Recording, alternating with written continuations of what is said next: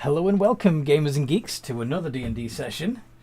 I'm Anthony M. the DM, and I run games of Dungeons and Dragons on the Games and Geekery Discord server. Lots and lots of games of Dungeons and Dragons. Come and hang out with us. There's a link down below. It's fun. And today we are playing Jade Lotus. We're on episode 53. Perfect. And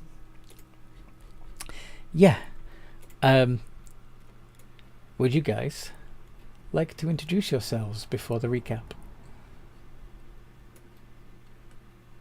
Sure. I'm Zane. I'm playing Sanabi, the rogue ranger, who is the most recent member of the party and is the master of all forms.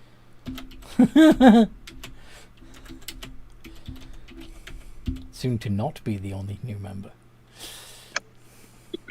Rob, I vote you new.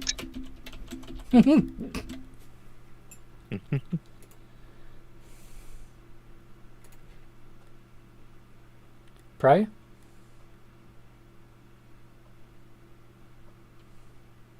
He's coming. Ew, too much information. Anthony, What? how dare you That's normal for disagree? him. I hope you wash your hands, Rob. Sure. That's not very convincing. I'm Rob. I play Prior Full Pride, the Houndfolk Paladin. I try to be the moral compass, but we usually get up to shenanigans anyway. Yes. Who's next?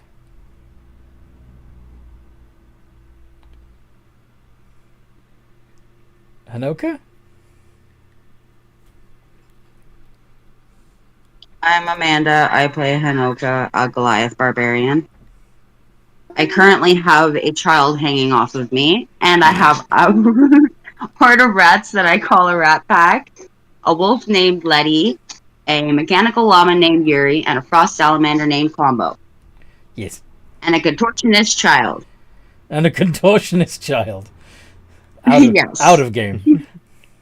Out of game. Not trapped in a Jade Lotus. That would be bad. Okay. That'd be funny as hell. Oh, yeah, hilarious. Trap your kids in Jade Lotus. I'll be right back. Give me like 5 minutes. 5 minutes? I lost the Jade Lotus. Oh. Anyway.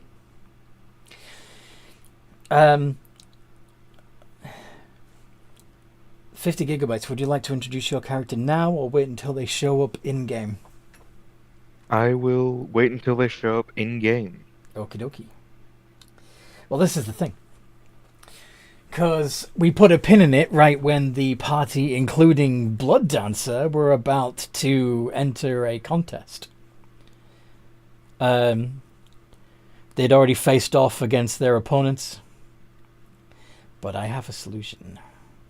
Since Blood Dancer's not here, the player that controls Blood Dancer is in Liverpool at the moment. Well, actually, I'll leave it up to you guys. Do you want me to control Blood Dancer and Blood Dancer's creatures as an NPC, as well as, of course, all the enemy creatures? Or should we have Blood Dancer suddenly feel very ill and have to bow out? And so the party needs to quickly find a substitute to take her place. Which way do you want to go? Well, the second option seems like a good way to introduce the new character, Exactly! Yes. so I vote that. And the second option makes sense. We can just yell at Blood Dancer for taking drugs and behind our backs again. If you want to, but in this case it'll be unfair, because remember where you are. You're in, like, Yep. disease I know. territory. She's genuinely gotten sick. But anyway. So. Yeah. So yeah, you're lined up. The enemy have already the other party, the Kinoko party, have already brought out their Retriever, their Drow, their Beholder, and their Death Tyrant, all of which are decidedly dead-looking, Undead. covered in fungal spores, and have they've got clouds of spores floating around them. And then Blood Dancer starts coughing and collapses. What do you do? Fucking damn it. Bading? Again, why do I not spell? Why do you what? Sanabi mutters again, why do I not have this spell? Which spell? Cure. It's the one that fixes poison and disease. Well, it's a good job you don't have it now.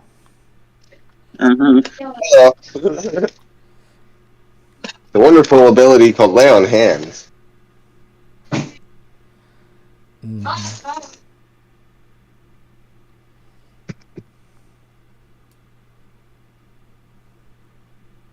I'll go over and check on the Blood Dancer and assume because of where we are and who we're facing that it was some form of sabotage. Are you going to point across the arena and go, Jacques Hughes? Yes. We recently had experiences of the opponents trying to undermine us outside, so So you're going to go get a game steward and claim shenanigans? and I'd say that if we are to face them still, I would like to at least find some kind of substitute because our friend obviously cannot fight right now. It is fairly normal for visitors to fall ill. They are not as hardy as the people of Kinoko. But of course, we have the best apothecaries and doctors here.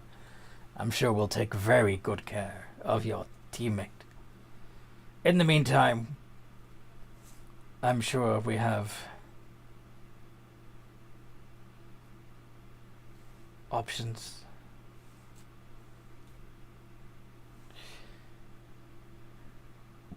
There is a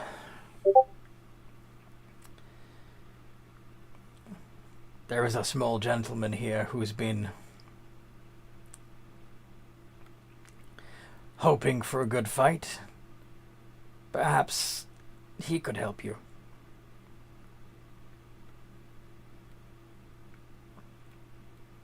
If you think he'll be a substitute for our teammate, sure.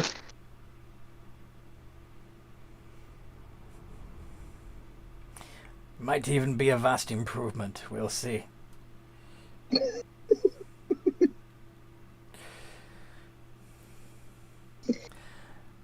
Anyway, I will have him come see you. And the steward walks off. Shortly afterwards, a small creature walks up to the party.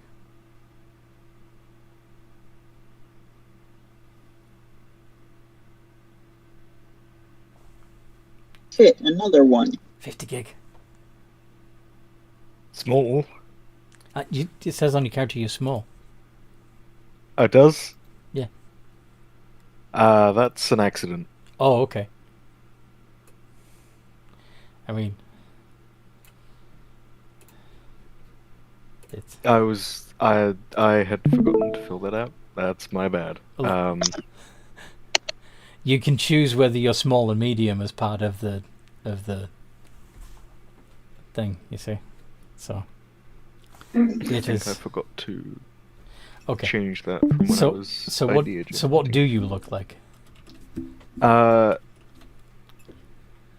6'6". Okay, definitely not tall, small then. Pretty large. Not small. That would have been funny. Widely built. Damn it, that would have been funny. Okay, go on. So quite tall, quite broad, fairly built, but not particularly chiseled. It's real muscle rather than show muscle. Yep. And he also happens to have wolf ears and a tail, which is the same color as his hair, which is lightish brown.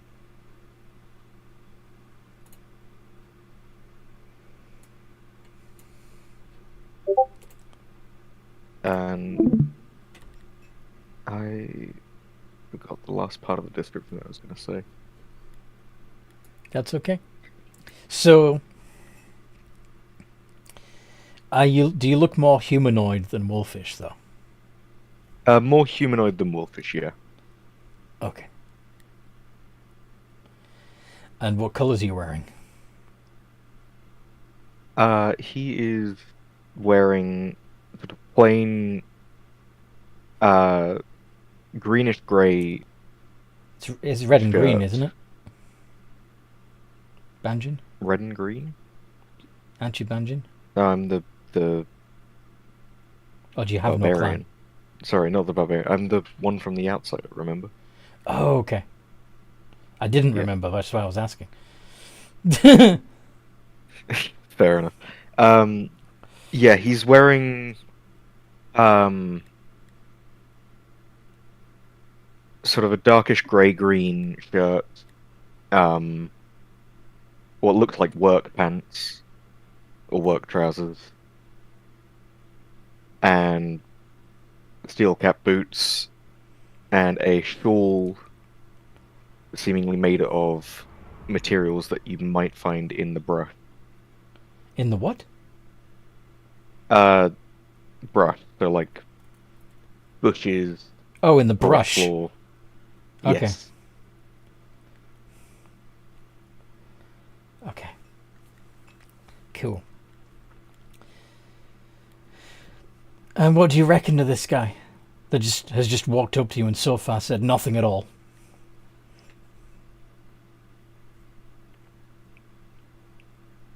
You look familiar. He will look down and just go, "Ah, Tanabe, is that you?" That's me. What's your name again? It's been a while. I'm Madrix. Do you remember? Oh yeah, tall man.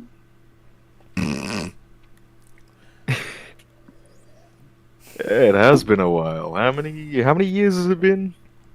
I think 5. Makes sense. 5 to 6. I lost track. Yeah. It has been a while. It's good to see you. What you doing here? Oh, well, after that whole fiasco, I left back to my homeland. But I kind of enjoyed it in the city. Thought I'd come by, see if there was any interesting challenges.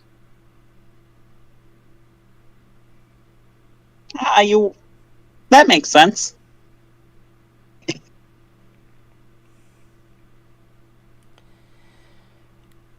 One of the opposing team calls over. It's a good job we don't mind growing moss on our backs.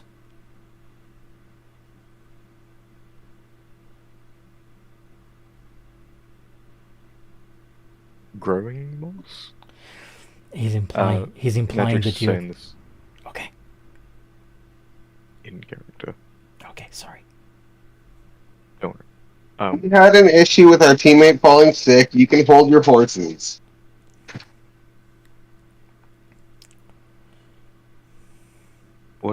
What's going on? Are you guys scheduled to fight?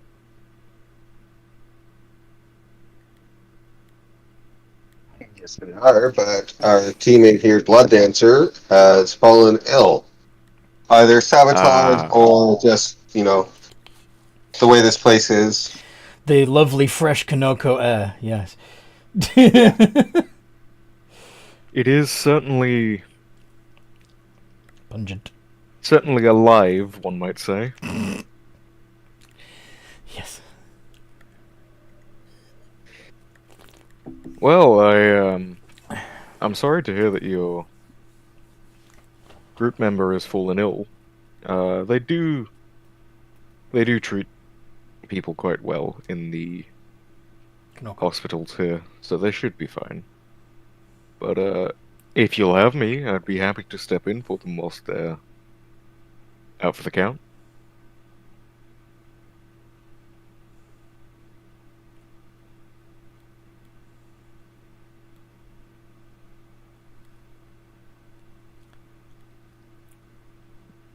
I'm assuming that they would be replying, but they have children to deal with.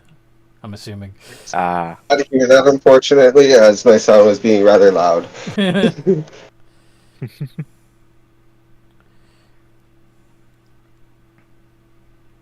So, will you accept Madric's offer to help you out and fill in Blood Dancer's spot for this game?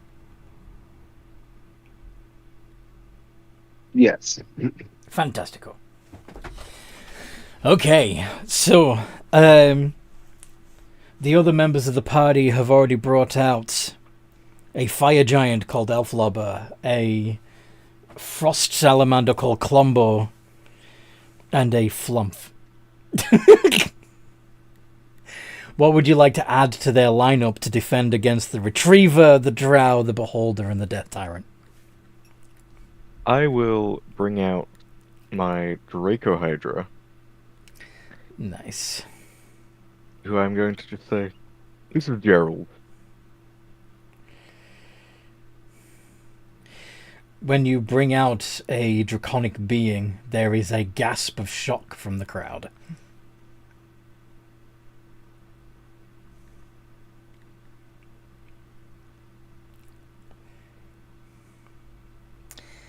But nevertheless, let's roll initiative for the monsters. Yeah, indeed.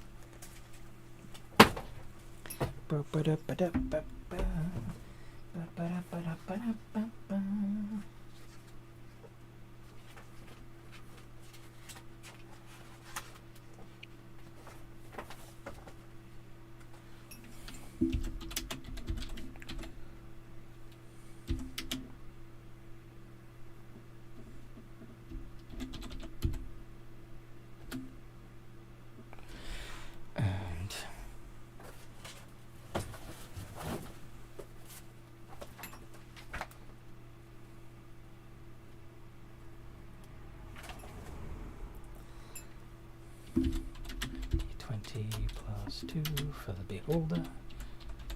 And also for the Death Tyrant.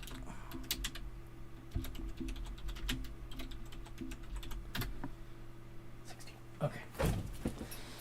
So, have we got everybody? Looks like I need Clumbo.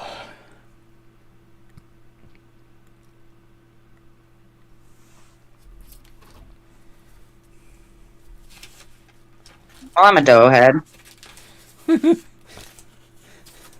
Take your time. I know you got squirmy kids to deal with. I also have a squirmy brain to deal with. My brain's just going a mile a minute. Are you sure you need to add caffeine to that? Okay. No, I really don't. It makes me worse.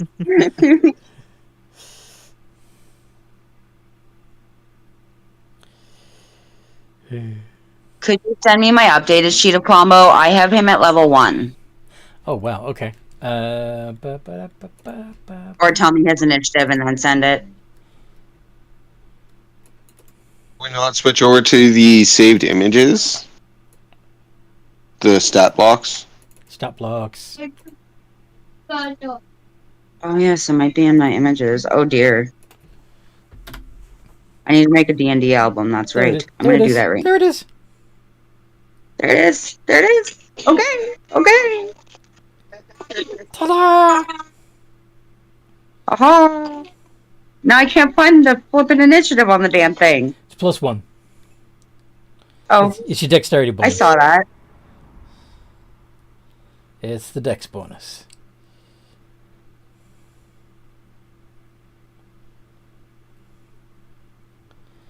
Okay.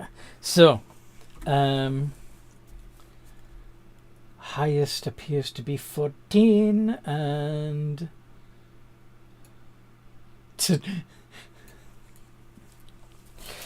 yeah, I've got it in stereo because I am ADHD, and so is Ellen.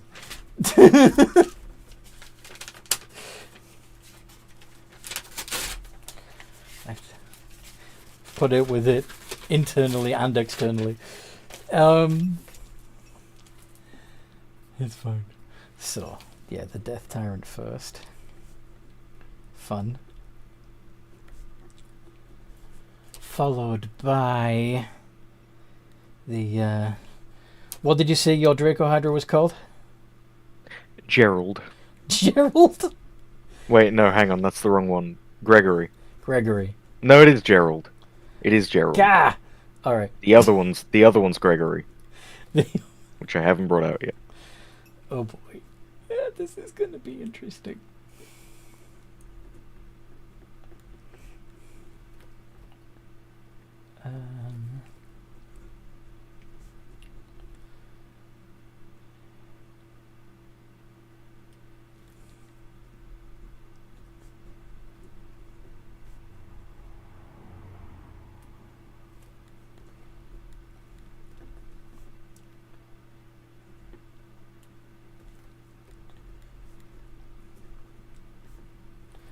One, two, three, four, five, six. Who am I missing?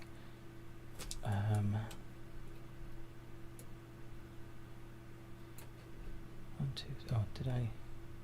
Duh. Yeah.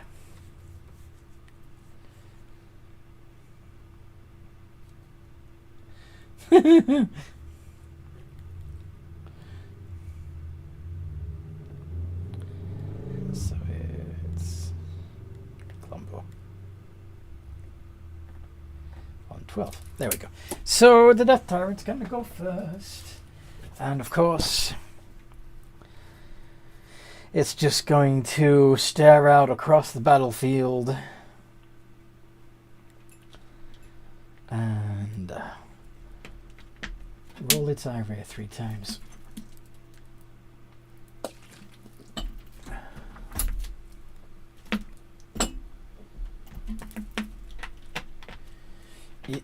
Sliman. There's my ADHD in action. I've already got a mug of Coke and I just drank straight from the bottle instead of drinking from my...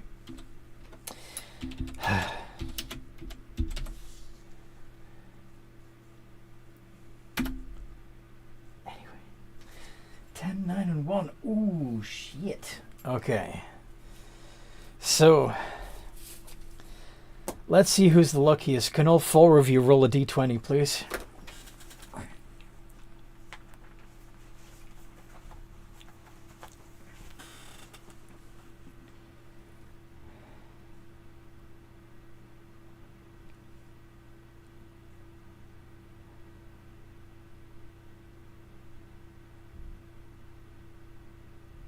Okay. So Colombo gets hit with the death ray. Can he make a dexterity saving throw, please? Tsunabe.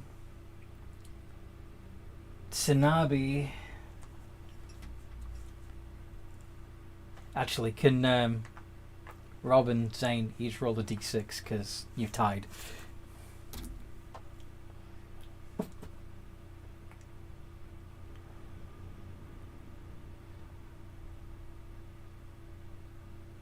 Seriously?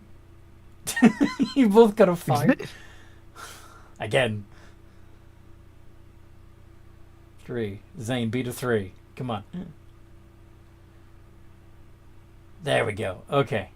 So, yes. Prior, or rather, Elflobber, gets the disintegration ray and needs to do a dexterity save too. And the Flump. Is the Flump immune to being charged? Charmed?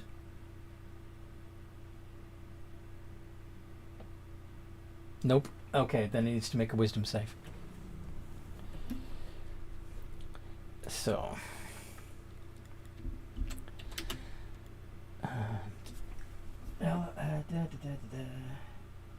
So Columbo is gonna take 63 points of necrotic damage. Ouch.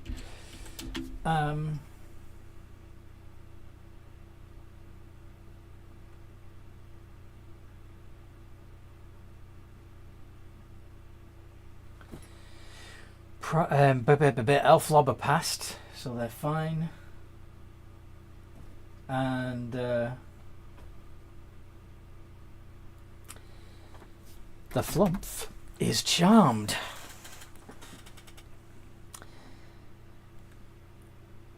Wait, is this harmful? The charm effect?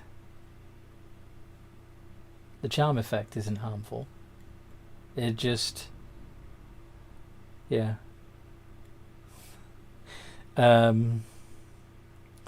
Anyway, Gerald. You're 60 feet away from the enemy creatures. What do you want to do? Just as a question, if I were to produce a 60-foot cone, would it hit all of them, or 3 of them, or 2 of them, or 1 of them? Let's see. They're all large creatures, but I don't think that's except for with the exception of the drow.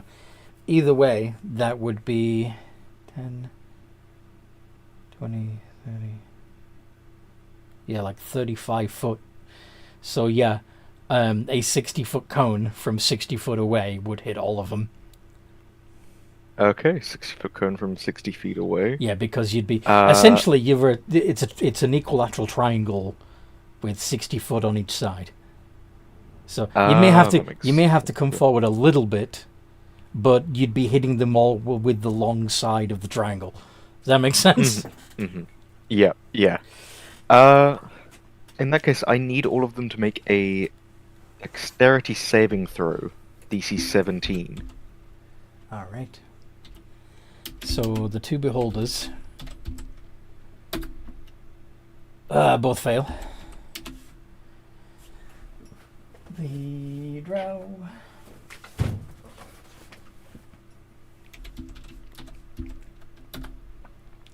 gets a 20, and the retriever gets a 16. Do they have any?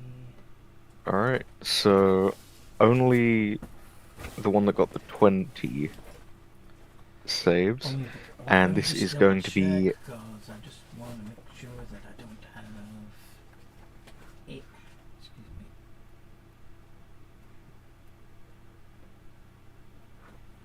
Does it have... Oh, that's actually a +8 for the retriever, so that would bring that up to a 21. So the retriever and the drow are okay, but the beholders, well, they're not okay. They still take half, right? Yeah, they still take half. 60-10 damage, and this is going to be lightning damage. 60-10 lightning damage. Okay. And that is 35 damage to each of them, with half of that being... I can't remember if it rounds up or down. Down. So it's either 17. Okay, 17 then. Yeah.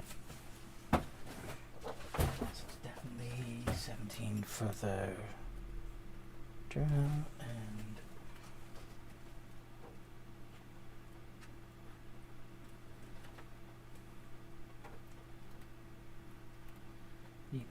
back this page. There you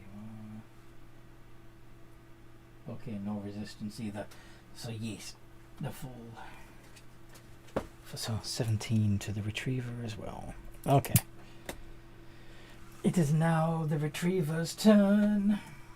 Unless Gerald has anything up his sleeve. Gerald is not going to do anything else. Are you going to fly?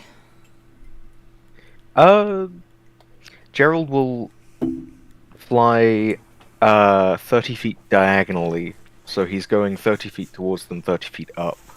Aha. So you're hanging above the middle of the arena. Yeah. Yeah. Cool beanies.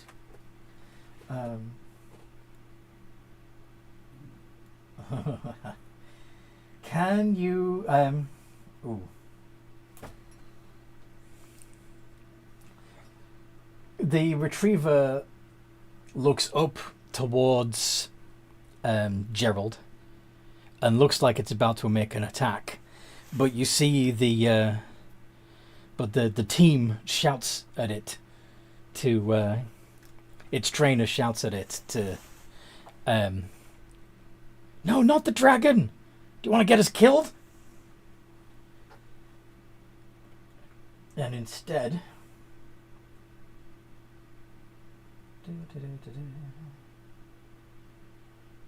it points its head towards Elflobber instead. Can Elflobber make a Constitution saving throw?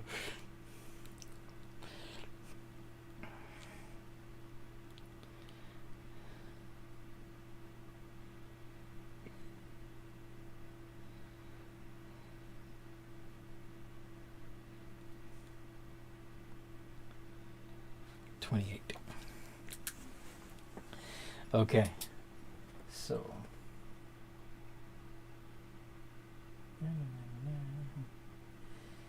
a beam of energy shoots out towards Elflobber, and Elflobber just shrugs it off, completely unaffected. Woo!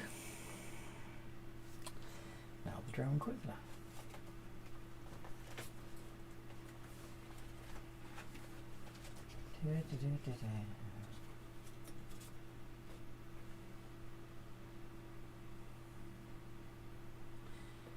So,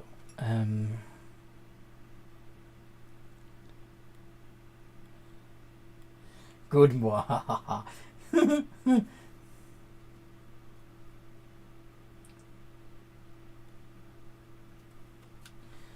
Okay.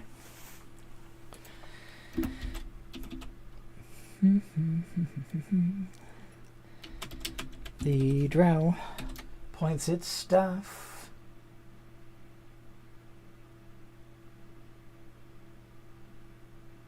Oh, that's a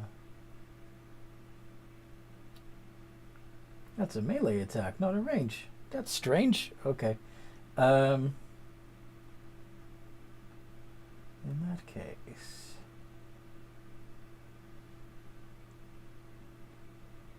the drow is just going to, well, first he's going to summon a spectral dagger, like spiritual weapon, and it's going to float. It's going to appear within 5 feet of Elflobber. And does a 29 hit?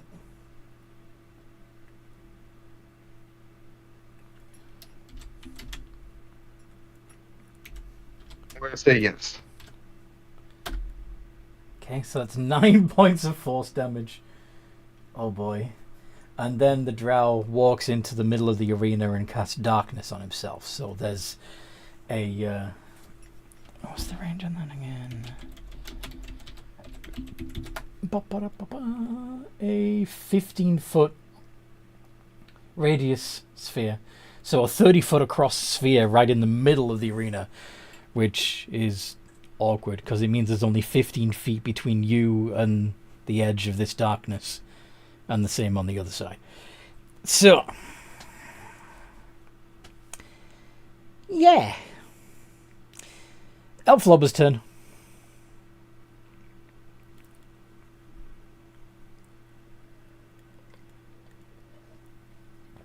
Uh, There's a pesky I'm little, assuming I can. there's a pesky little knife floating within 5 feet of you, and a ball of shadow in the middle of the arena. What do you want to Curiosity. Does the ball have any, I guess, not dark spots? do? Not dark spots. What do you mean? Well, there's a beholder and a death tyrant in the arena. Oh, right. Yeah, that's a good point. In order for that darkness, you can't see through the darkness, but you could probably assume that the beholder is closing its main eye in order for that magic to work. In fact, it would have to have closed its main eye for the Death Tyrant's rays to work too.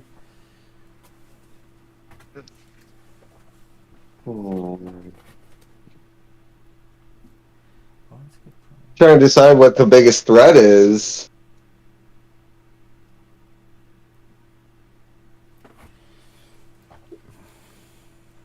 I'm gonna go for where I saw the beholder last. You're gonna shoot through the darkness without being able to see it. Yes. Although, wait a minute, you're a giant, so you're about 20 foot tall, aren't you? You'd be able to see over the darkness. Awesome. You gonna chuck a rock at him? Tall. Sorry? I guess huge is 20 feet.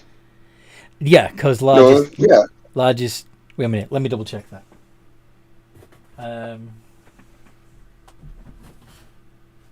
Wrong one. DMG.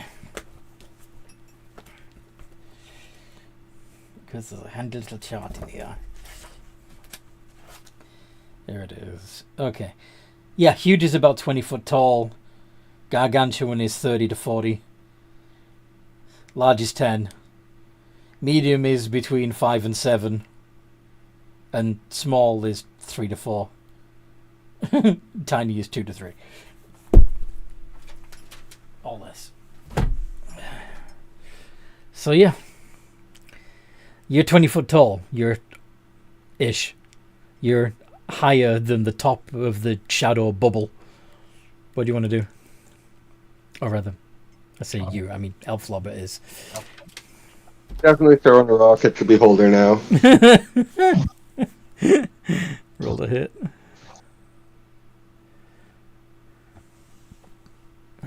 Chuck rock.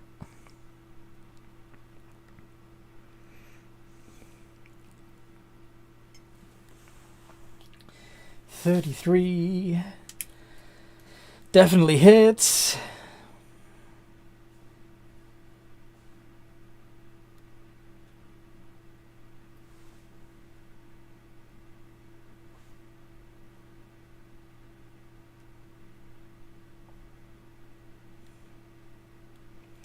$27 more points of damage to the beholder.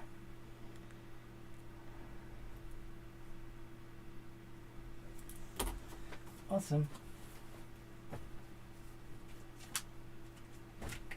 Okay. Is Elflobber doing anything else? I'm going to move over beside the. They said it was a Draco Hydra. The Draco. Yep. Yeah. Yeah, I'm going to go move over beside him. So you're standing from the shoulders down, you're in complete darkness. But your head and shoulders are looking up at the Draco Hydra. Just a floating head. Leave me be. Clumbo, what would you like to do? What does Clumbo do? Can I do frost breath? At what? An Bear in mind enemy there's... that is not. Sorry? You go ahead first. So there is there's darkness been cast in the middle of the arena. It's very likely that the drow is standing in the middle of that darkness, because that's where he was stood when he cast it. I'm gonna aim there. Problem is, you'll also get Elflobber's legs, because he's walked into the darkness as well. You okay with that? Will that down Elf Lobber? It depends on how much damage you do. Oh dear. Prior says no. Are you saying that that's going to be fine?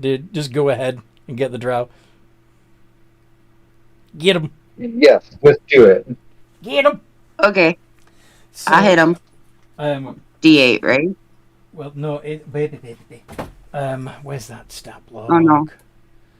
So, with your breath weapon, the drow needs to make a dexterity saving throw. I think the D8 is to re-roll the breath weapon, and I was ahead of myself. It's 8d10 damage if it hits. D20 plus Ooh. 2. With disadvantage, because he can't see the attack, because he's stupid, you fool. Go ahead and do 8d10 damage. Elf Lobber, you might want to roll that too. Roll the dex save too.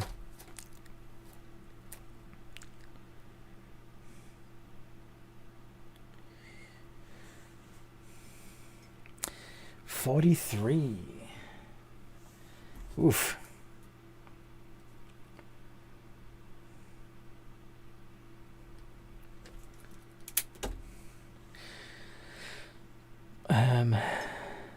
Yeah.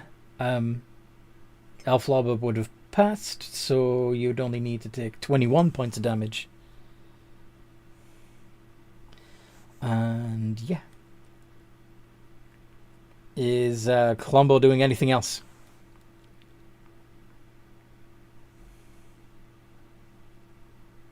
Can he charge in and bite? Not on the same time, but you can scurry across the battlefield. You have a 60-foot movement. You can get right within melee range of something so that you can bite and scratch at them next turn if you want. And of course, yeah, I'm gonna do and that. sort of prevent them from going anywhere. They have to deal with you if they want to move. Yeah, I'll do that. So, what are you going to go right up to the drow, who is 30 feet away, or are you going to run over to either the Death Tyrant, the Beholder, or the Retriever? Oh, I'm torn between the drow and the beholder because beholders are freaking cool. So you want to, take out the Beholder first? Yes. Okay. So you scurry over to the Beholder. And then it is the Flump's turn. What do you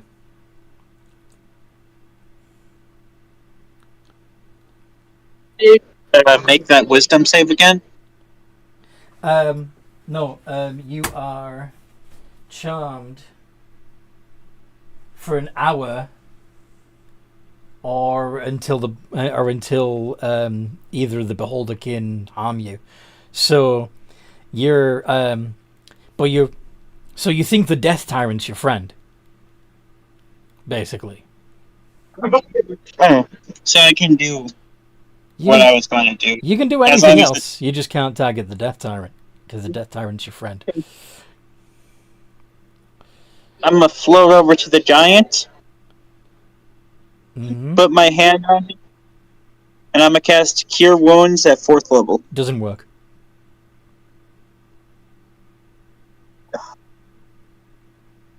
That's my Death turn then. Tyrant. Sorry, what? It's my turn. Wait, Death Tyrant stopping it, then how's the darkness spell working? Remember, Death you Tyrant stops any healing as a passive. yes, and Okay. if you're flying onto the giant's head, then it can see you You're not in the darkness. No, I was flying over. I couldn't reach that high and make it to him. So, meant towards his feet, but okay. But yeah, anyone within 150 feet of the Death Tyrant's eye can't heal at all. Oh, I didn't know that. That's fine. What was I going to say? Even if you got a D1 track on. So, the If you had a D1 baseball after, I'd be like. you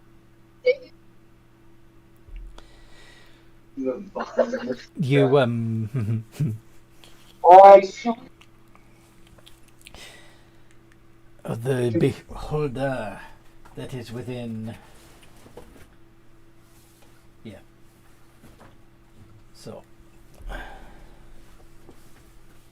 the beholder is going to point 4 of its eye stalks directly at Columbo. Let's redo the 6 because we can't have repeats. Okay, so Columbo will need to make a Constitution save, a Wisdom save, a Strength save, and another Wisdom save. So 2 Wisdoms, a Strength, and a Constitution.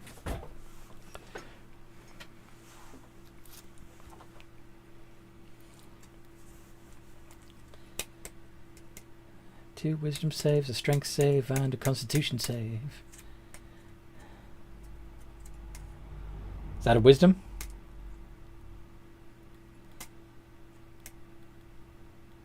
Is that your Wisdom? Yes, those are both. Those are both wisdom. Okay. So you're not frightened, but you are asleep. What about the Constitution and Strength saves? Oof, the Constitution. Paralyzed for a minute, so it's irrelevant that you're sleeping because you're also paralyzed. And finally, the Strength save. 14. Oh dear. Okay. So Columbo is also 30 feet in the air, suspended by a telekinetic ray. That's fun.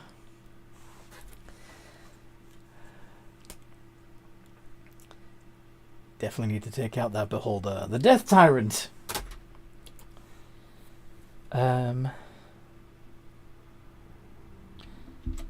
Is also going to use 4 IRAs, 2 against Elflobber and the other 2 against the Flumph,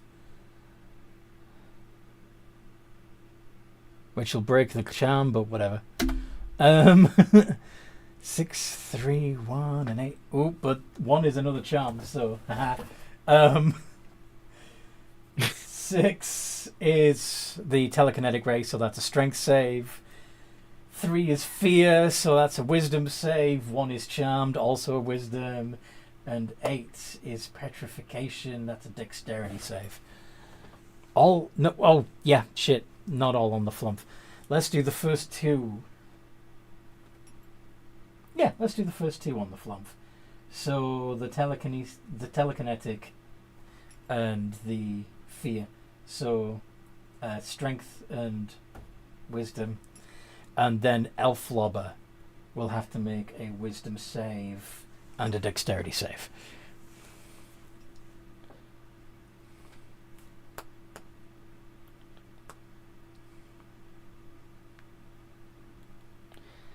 That's your Strength save.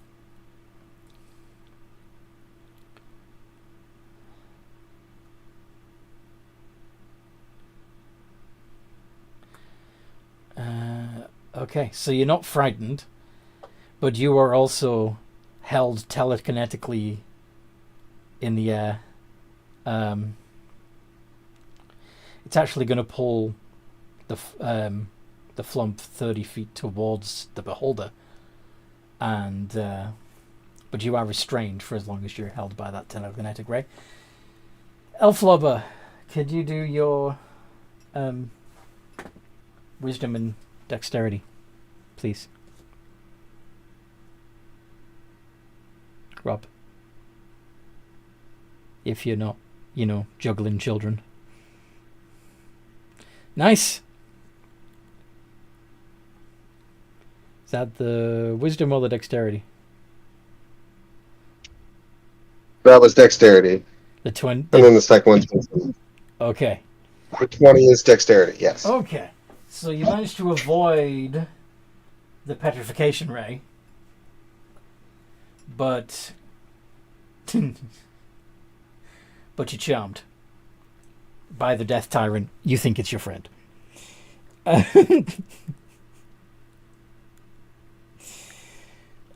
Jerry. Yep, Gerald is gonna roll a d6 really quickly. Recharged? Okay. Recharged. From where Gerald is, does he think he could hit all of the enemies with another prismatic breath? Unfortunately, the drow is directly below you, so you're not going to hit him. The other three are still on the starting line. The Death Tyrant, the Beholder, and the Retriever. But the Flump is there too.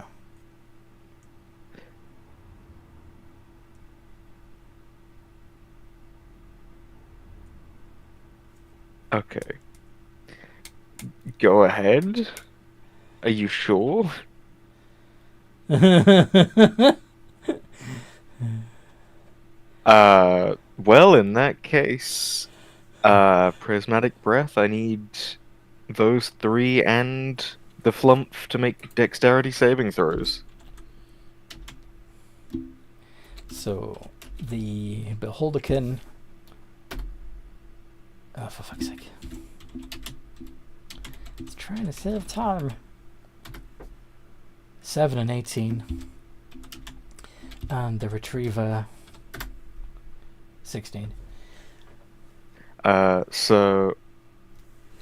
The... What's the DC? Which one got... DC is 17. Okay. So, the Beholder was the 7, the Death Tyrant's the 18, and the Retriever's the 16. Okay, Death Tyrant takes 9 lightning damage, the rest of them take 18.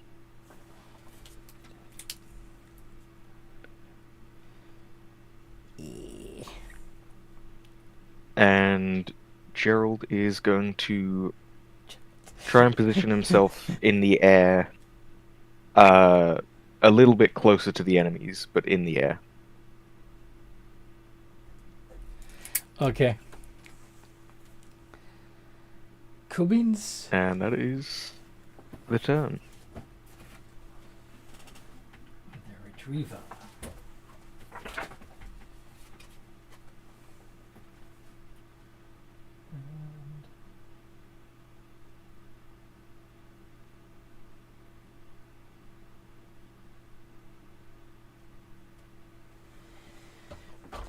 Would Elflobber make a dexterity save?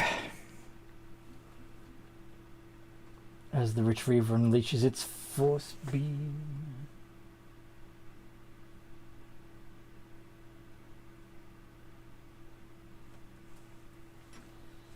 Two. Okay. So that is 5d10 of force damage. Gonna have to do lowercase, damn it. There we go. 32 points of force damage. And he's also going to run at your legs and make 2 melee attacks. With disadvantage because he can't see in the darkness. Which is freaking stupid. Because they're supposed to... These things are supposed to go into the abyss and hunt demons on behalf of the drow. But whatever. Um,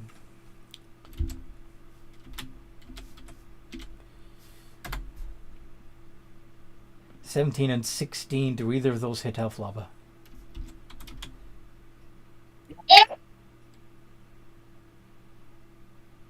Rob?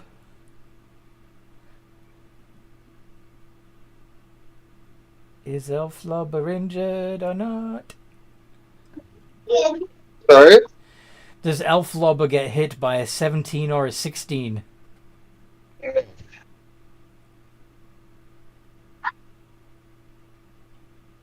Or neither? Or both? What? 18. Only the 17? It's 18. Oh, his AC is 18, so neither of those hit. Awesome. Cool.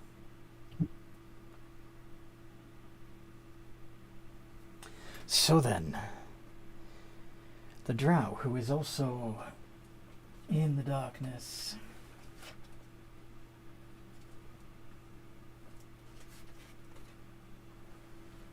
is going to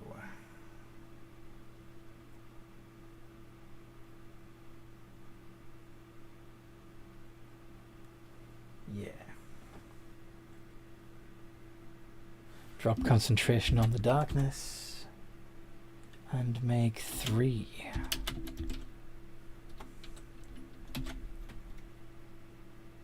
attacks at the giant's legs. Slash, slash, slash. 28, 25, and 29 hit, don't they? Yeah. Da, da, da, da, da.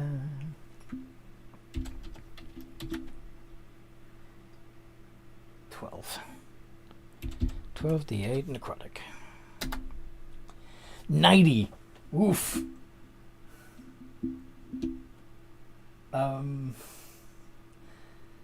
That's a lot. It's 8. So only 23 of that was piercing. The other 67 of it was necrotic, which is gonna come off of Elflob's maximum hit points until he returns to his Jade Lotus. Ouch.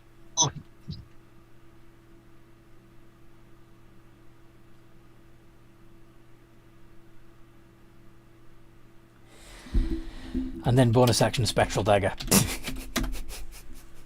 14 doesn't hit though. So, turn passes to Elflobber. Elflobber, you no longer have darkness up to your chest. The drow is visible. Step on him. Well, I had another idea, but I don't know if it's Or do you tournament legal. punt? Go on. Pretty much, just pick him up and throw him out of the arena.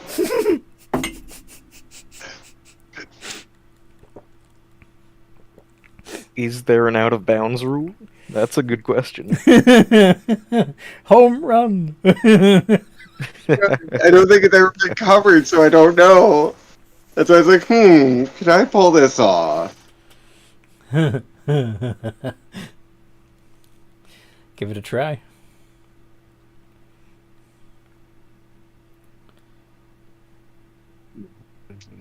Yeah. I'll go for a grapple. It'll still be the plus 15. Yeah. Oh, well, it's grapple is an athletics contest, isn't it? So the drow can only manage an 11. So yes, you beat that. It's athletics. I just crumple him up into a ball and pick him up. And then you're going to yeet him. Yes. How many attacks does a giant have, by the way? There's Well, that's the thing. There's the multi-attack, and then there's the rock throw. Right.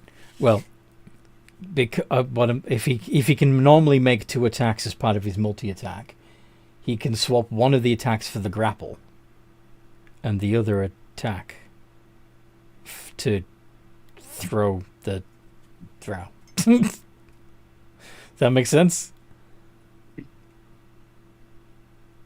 Yeah, I'm going to do that. Use roll as if you're throwing a rock. And are you going to throw the drow at one of the 2 beholders or the retriever, or are you going to just throw them as far and fast as you can out of the arena? Sun. Sorry? Aim at the sun. You can aim at the sun. It's indoors, but yeah, you can throw him at the ceiling if you want. Go for it. Tear his arms off. Yes. Yeah. That hurts. How much damage do you do to the drow? How much pain do you inflict on impact? Just roll the rock. Yeah. Just roll the rock I was damage. gonna do the rock damage. No, my phone's acting all funny. Funny, haha. Yes. Is it telling jokes? 38. Oof. Nice. That's a good roll. Holy shit. Yes. That is a good roll. And then could you throw him up at the ceiling when he went splat?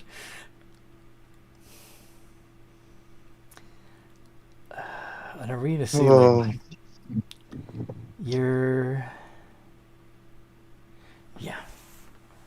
Yeah, I was gonna say the fall damage. That's right. So let's make it 5d6. 13. So that's 50 foot falling. I'm just imagining, instead of it like hitting the roof and going splat, it bounces off and all of the damage is just from the impact on the floor. Well, I thought it'd be funny if he went splat and then slowly peeled off the ceiling and fell. That is pretty funny, to be fair.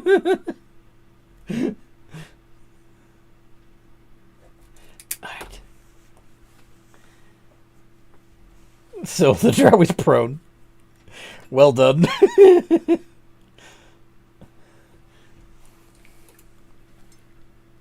Have some fun with it.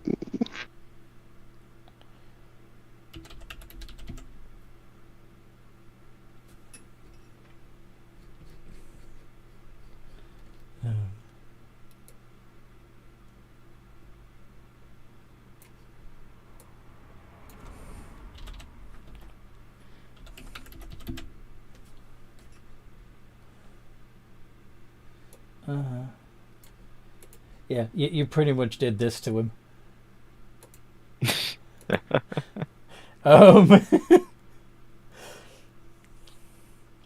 So, Clumbo, you can see clearly now. The shadows have gone. But you are still paralyzed, aren't you? Oops. Let's see. Can you try to get out of that? Well, oh dear. You can repeat the saving throw. Make another con save. See if you are no longer paralyzed.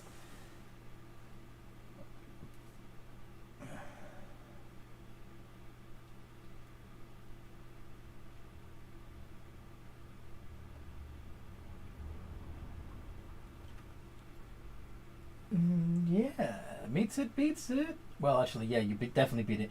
You're no longer paralyzed. Excuse me.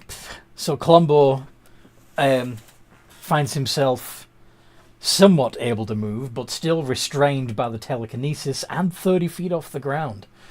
What does Columbo do? You want to see if you can recharge your ice breath?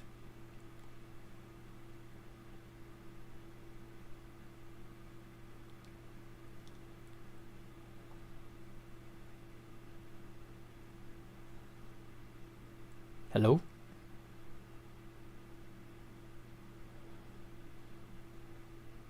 Sorry, could you repeat that? So you're no longer paralyzed, but you're still suspended 30 feet up in the air by the beholder's telekinesis ray and grappled and restrained by it. So now you could there are 3 options here. You can try to escape. Well, actually, there's 2. You can try to escape, but if you do, you're going to fall 30 feet and take 3d6 points of bludgeoning damage and be knocked prone. Or you can see if your frost breath attack has recharged and just blast him with ice. I was thinking of recharging the frost breath. Yeah, so roll a d6 to see if you got your frosty breath back. Is it on a 5 and 6 or just a 6? Let's see. It's on a 6. Damn it. Okay. So you can't use your frost breath yet, but you can try to escape from the grapple, which is a DC 16.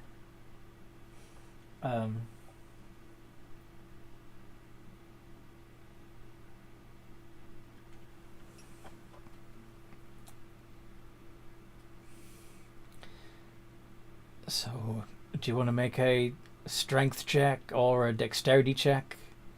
See if you can get out of the telekinetic grip.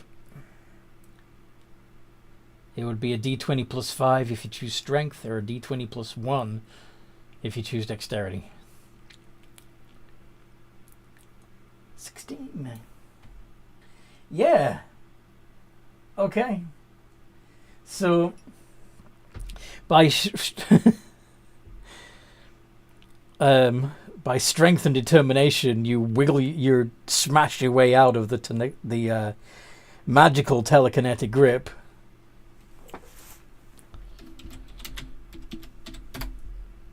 And take just 10 points of damage when you hit the ground. You are prone. It will take half your movement to get up, but you're within 30 feet of the beholder, and you'll have 30 feet left. You're not going to be able to attack it this turn, but you can scurry right up to it again if you want.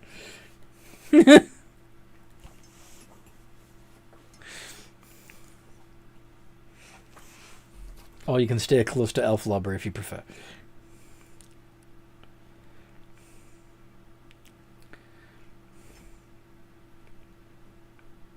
Amanda?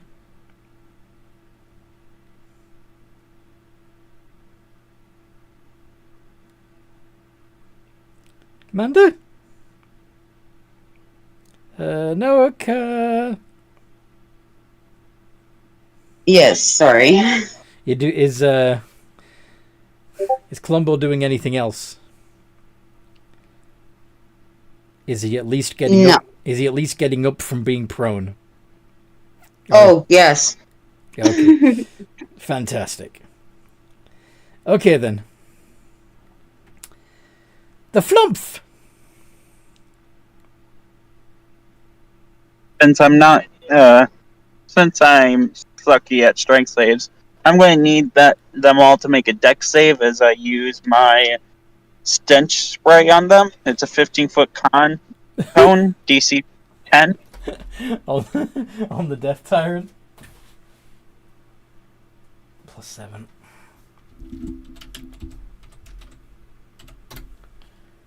$15. It's a bit. You didn't just meet it, you beat it by 7 points. I thought you said the DC was 15, sorry. No, DC 10. DC 10. Okay. Yeah. I whomped it then. Well, I don't have any bonus action stuff, and I used my action already. That's my turn. My flump's doing nothing. I bet you're really pleased you went for flumps. They're spellcasters, but they can't they're supposed to be support, and I can't support when I'm blocked from healing. Yeah, you're only blocked from healing. The beholder still hasn't opened its eye. In fact, out of your main characters, which of you has the best passive perception? Me, You sure about that? I'm pretty confident. Okay. Passive perception. 19. 30-something. 30-something. Yeah, you have. Mm-hmm. Anybody with a DC higher than 15, with a passive perception higher than 15, would notice that the beholder actually seems to have its main eye sewn closed.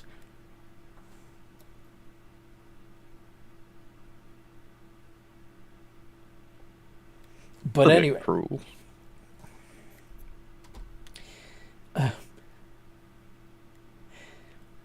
I say that is a beholder. and it's the beholder's turn. The beholder is going to focus its eye rays on Columbo again.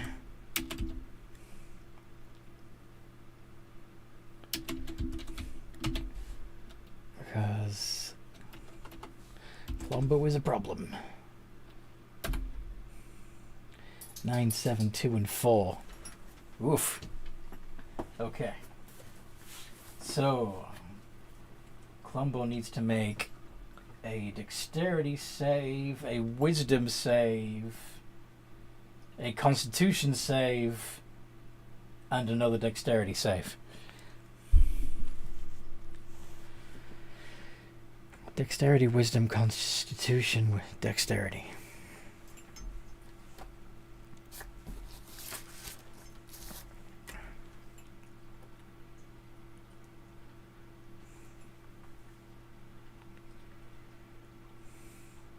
Amanda?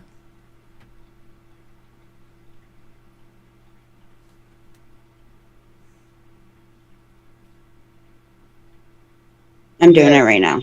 Cool.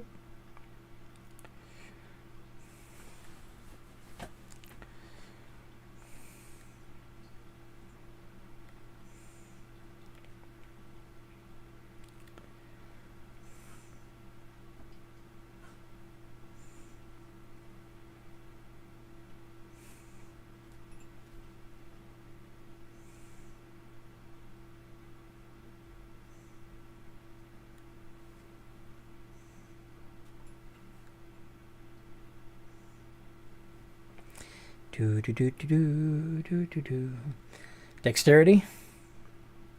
Nice. Passes.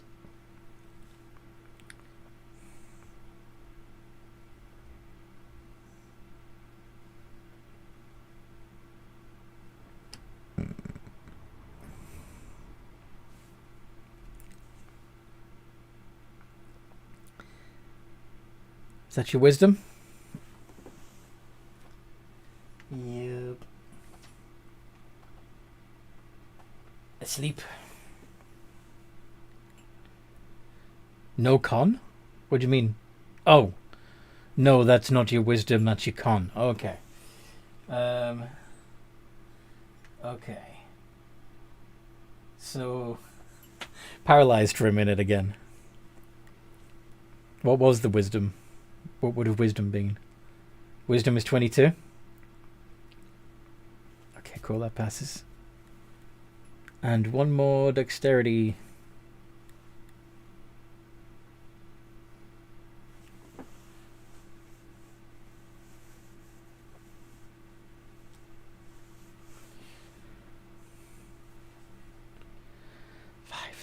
So technically you'd be slowed as well, but you're already paralyzed, so that doesn't matter.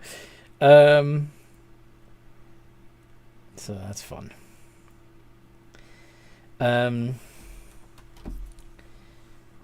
This beholder's a bastard. The Death Tyrant is once again gonna split its high ray attacks between Elflubber and the Flumph.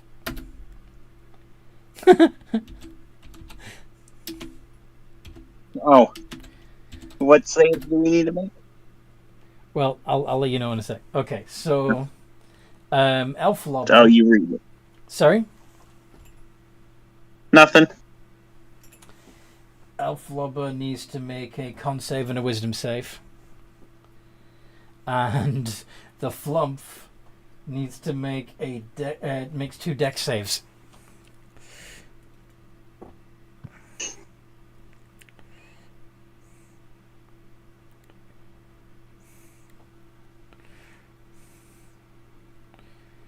Okay. 12. So where the saves dex? So Elf Lobber needs to make a Constitution save and a Wisdom save.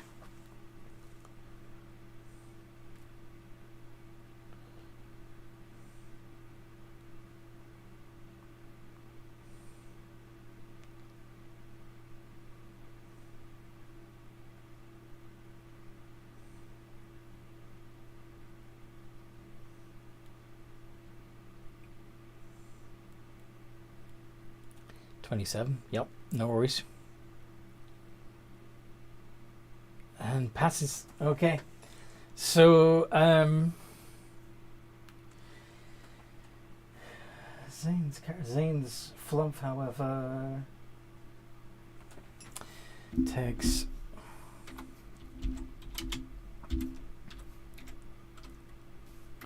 God damn it.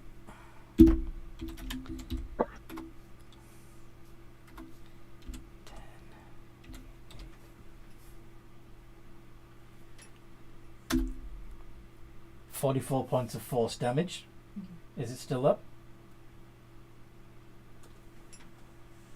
Nope. It's got down. Okay, then it returns to its Jade Lotus. On your next turn, you can bring out another one. Yep. Okay. Gerald! Woo! Wait. Oh, so that was the Death Tyrant Scotia. Mm-hmm. Okay. Gerald is gonna quickly check for a recharge. Gerald recharges. Gerald, however, this time is going to swoop at the Death Tyrant. Mm-hmm. Is the Death Tyrant more than 30 feet away from him? Slightly. Okay. How much of a reach? But you are. Is it But you are. 40 but feet away from him? you have gravity on your side. Don't That you? is true. So Is the Draco Hydra less than 40 feet away from him? yes. Okay. Gerald is going to get within 10 feet range of the Beholder Mm-hmm. and is going to make 5 bite attacks at it. Okay. Of the Beholder. How do I do the iterated rolls again? Okay. So how many attacks does it have? Multi-attack for how many heads it has, And how many which heads? is 5 at the moment. Okay. So D20 plus and your modifier 11. 11. So you would do that.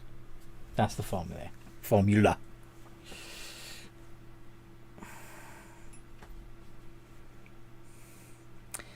Nice. 14, 31, 26, 27, and 18. Yeah. Anything Which above... ones of those hit? So everything but the 14. Alright, and I one see. of those was a crit. Yes. And this is going to be Bite. lightning damage again. Fun. So that will be So you double the dice for the 5d10 plus 20 and 4 times the in modifier. total. Yeah, because is it plus 5 modifier? Yeah, plus 5. Yeah, so 20. Yeah. And because it's 1d10, but then there was a double, so it's 5, yeah? Yes. 50 damage. To the beholder. Yep. Ouchie. It's definitely looking bloody now.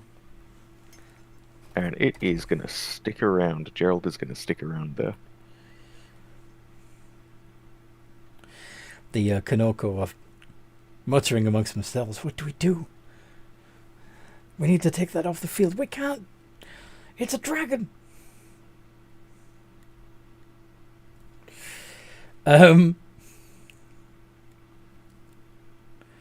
Shouldn't be allowed. I know, but they're the Emperor's chosen. Are you going to tell them no?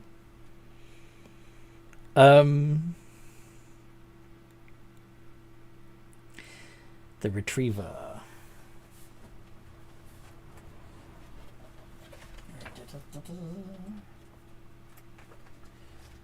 Which is still next to Elflobber's legs.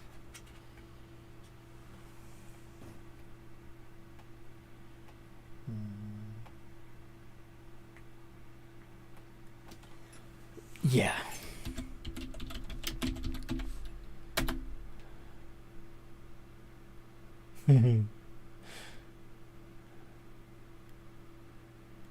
He gonna web you up.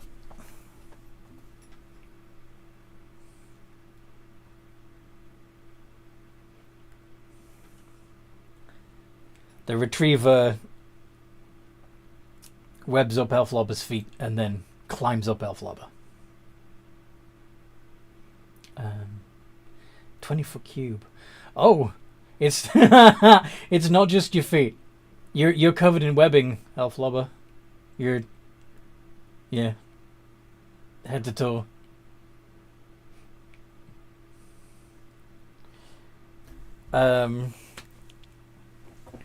Okay, and then the drow would get up and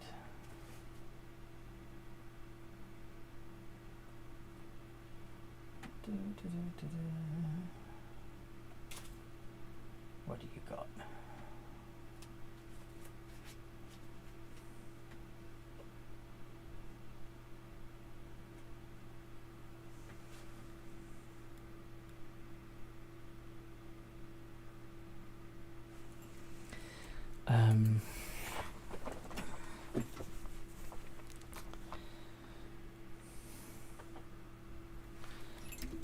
Spell.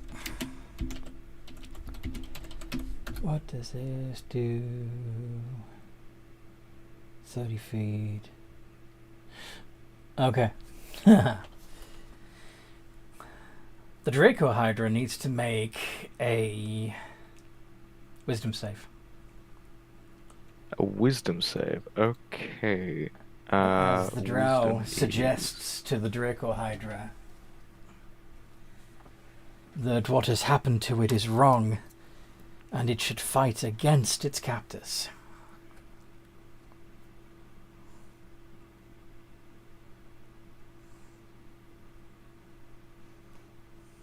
Oh, That's no. a 7. Oh no.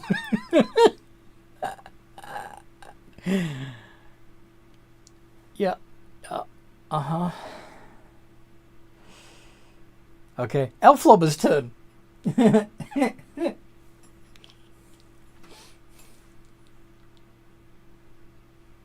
Oh, I'm going to do one more thing with the drow. Yeah, it doesn't hit.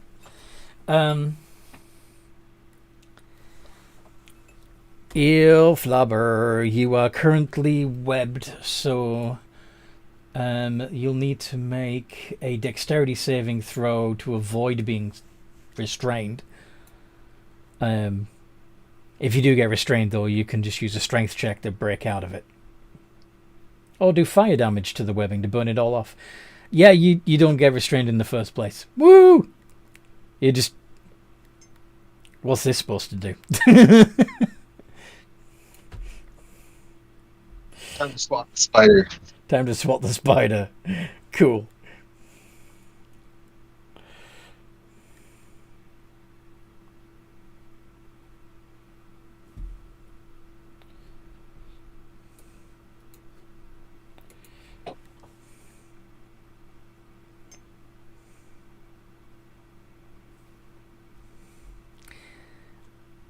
Oh dear.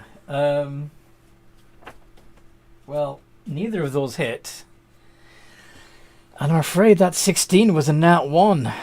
How much damage does Elflobber do to himself while he's trying to get the spider off him?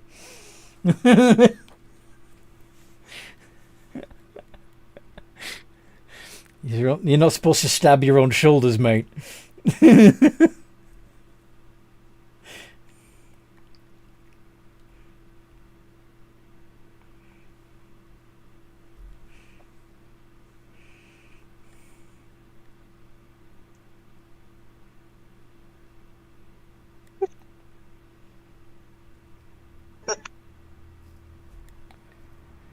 Get it off me.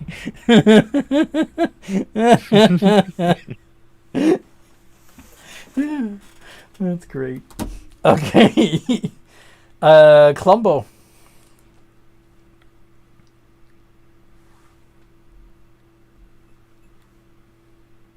What does Clumbo do? Do.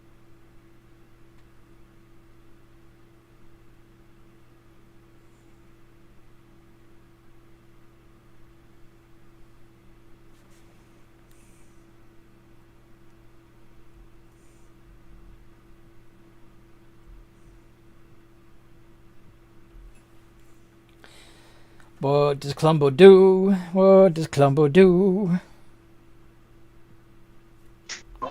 Hey, sorry. Do I have my frost breath back? Roll a d6 and find out. Thanks. Rob said the exact same thing.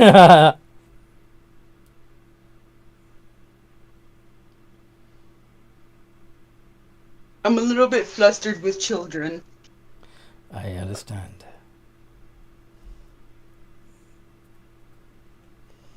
And they were doing good all day, too. And then our game started, and now suddenly it's mom, mom, mom, yes, mom, mom, mom, what would you like? Mom. It's like, okay, cool. I got a 5. So I'm going to do my bite. If I can still do that. Yeah, you can do your multi-attack if you wanted to. Yes, that's them. I shall do my multi-attack. Do it, do it. So that would be 2d... I'm blanking. Where's that stat block? Where'd it go? There it is. Okay. So you can make 1 bite attack and 4 claw attacks. Each of them are a plus 12, so that's 5 iterations of d20 plus 12.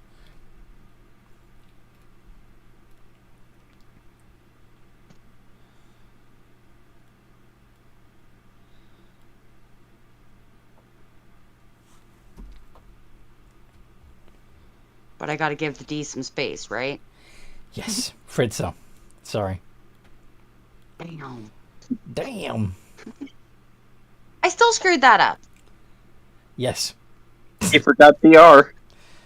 R. I didn't go pirate. Exclamation RR. Yarr, I'm a pirate.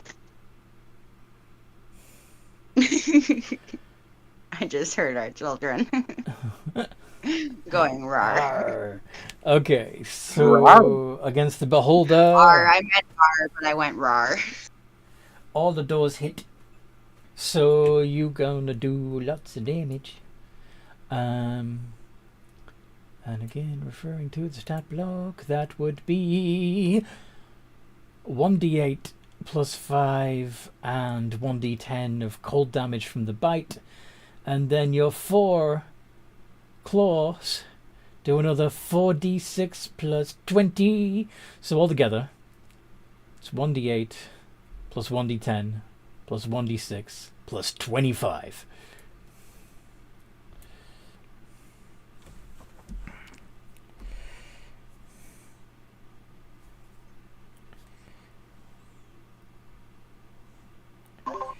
1d8 plus 1d8 plus No, 1d10 One plus D 25. let's 1d6, 1d8, and 1d10. Not necessarily in that order, but yeah, that's the numeric order. 1d6, 1d8, 1d10. Plus 25.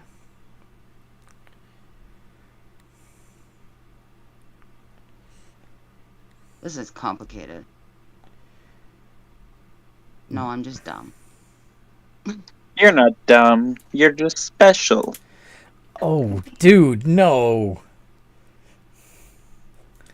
Mean. I am slightly special. Yeah, but special also means like special needs. So Oh, I'm sorry. I didn't mean it. I didn't mean it like that. Sorry. okay. I know. Anyway, what were they doing? Okay, so yes, Clumbo did the good attacks on the Beholder, but the Beholder's still standing. The Flumph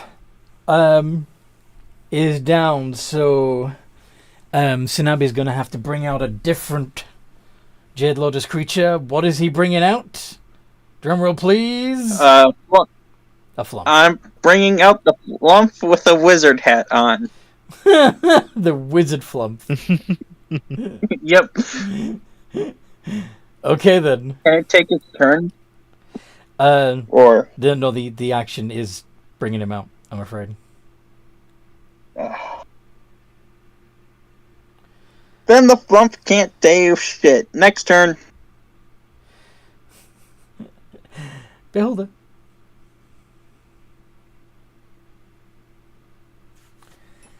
And she's just like Academy 6.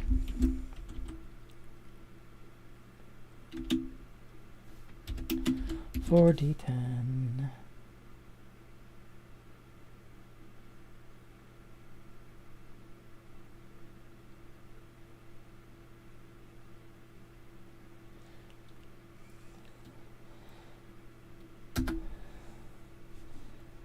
Okay. Clumbo's getting attacked again.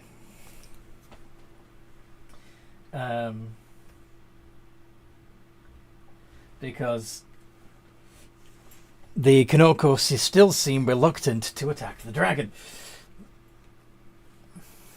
Sorry, I know it's not nice.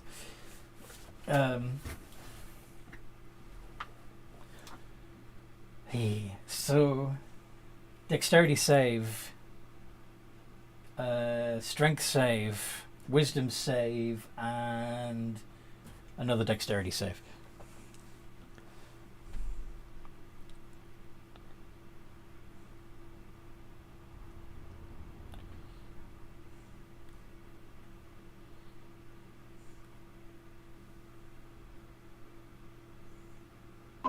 Can I roll both of my dexterities at the same time? Yeah, of course you can.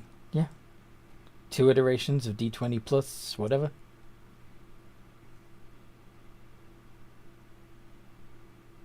And then strength Yup.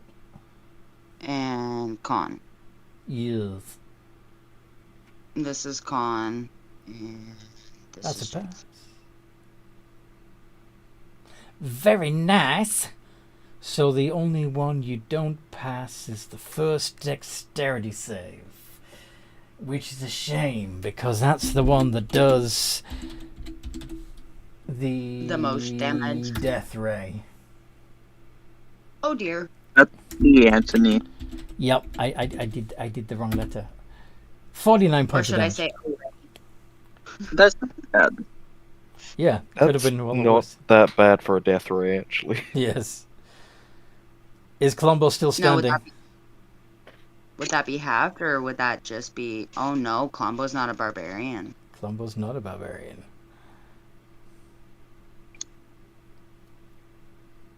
Okay. So it is now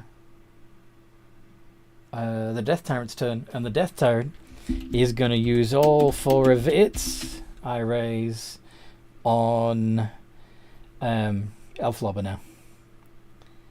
Yay, not me. Not Shit. you. That's 6, 1, fine. 10, and 3. So that's strength, wisdom, dexterity, and wisdom again. A whole different array of saves.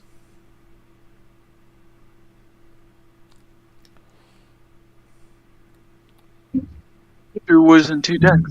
Strength, 2 wisdom, and a dexterity. Strength, 2 wisdom, and a dex. Yes. The dexterity is the 10.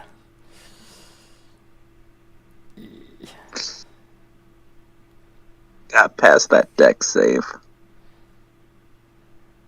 Yes.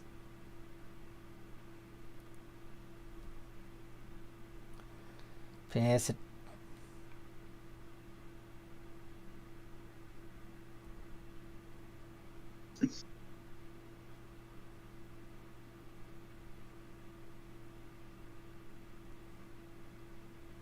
.6 turn.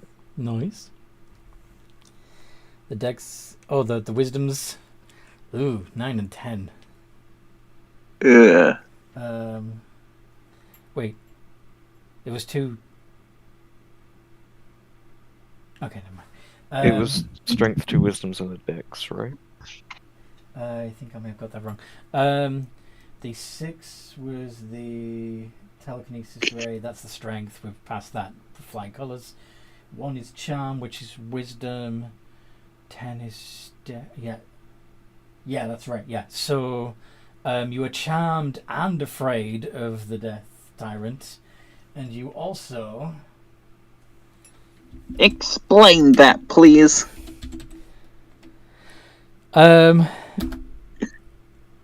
Have you ever seen somebody who both terrifies you and turns you on at the same time? Oh yeah, I get that. Anthony, shut up. Shut up. I read romance. Don't get mad at me.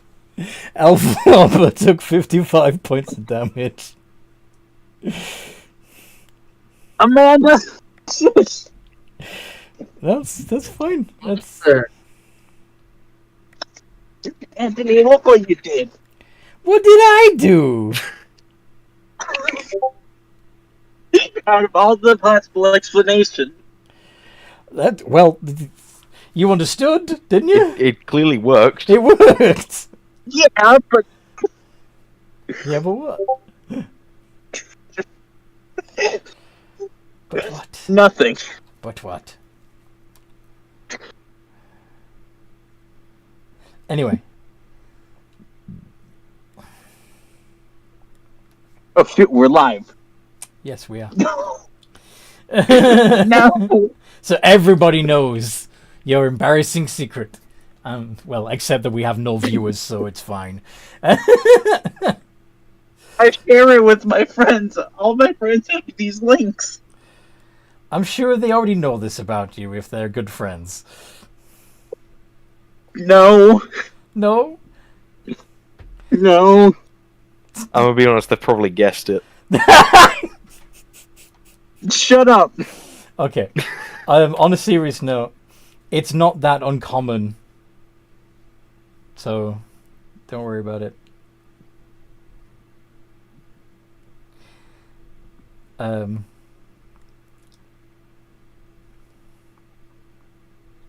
Anyway.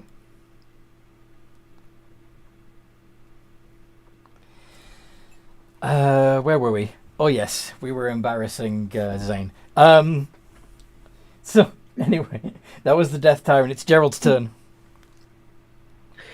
So Gerald, after hearing the words of the elf, of the drow, was unfortunately charmed by it, and also unfortunately has its breath attack already. How many of my allies could I hit with the breath attack? Stay away from my flump. We're good friends. The flump's still on. I'm not in control of it anymore. Starting line.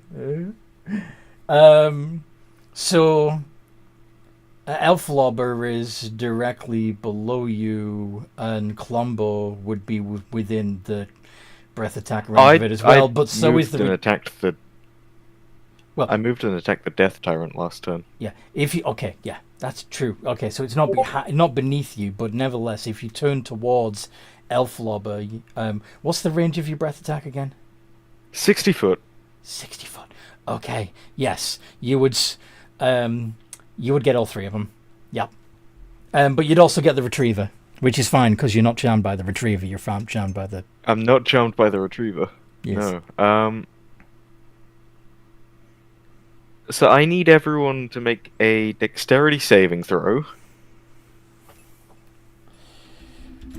And the Retriever gets 17. I have to make that. 17 makes it. Everything has to make it. Yes.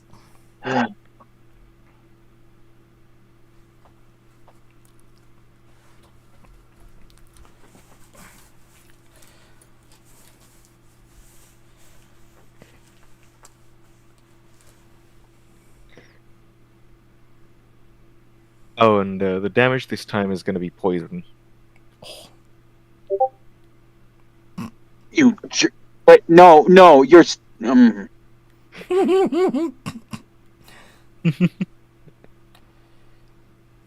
Of course, it has to be poison. Oh wait, a Flump's. No. Poison. What is our enemy? What is your enemy? Here's a hint. What is They're our... undead. They're on what? They're undead. Yeah, poison still damages undead. Yeah. Well, depends. Yeah. It does depend on the undead, but yeah. Yeah, this one I think it's. These ones still have biological living components because they're animated by fungi. They're yeah. So I still need one from Amanda, and then 60-10 acid damage. Acid damage? No, poison damage. I said poison earlier. Poison. What do I need to do? Roll. Dexterity saving throw. A dexterity save. I am sorry. Please and thank you. I'm the spacey one. What was the DC? DC was 17, so everyone failed except for Zane. Sorry, succeeded except for Zane. The Retriever got a 17 as well. Yeah. Yeah. Oh, I see what you said. Yeah, everyone succeeded except for the Flump. Yeah. Yeah. And the total damage was 28. 28. So most people only took 14 except for the Flump, which took 28. Yeah.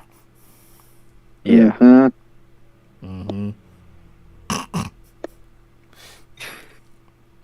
Is there a way to snap out of these words, potentially? So, suggest on a failed save, it pursues the course of action you describe to the best of its ability. The suggested course of action can continue for the entire duration, which is up to 8 hours if the drow keeps concentrating, or until the job is completed. So it kind of depends on whether or not you feel like you've completed your task and gotten revenge for being captured. Now, technically, if you're following the words of the suggestion to the letter, Gregory should getting revenge. Be attacking Madrix. Yes. Yeah. But anyway. Yeah. Yeah.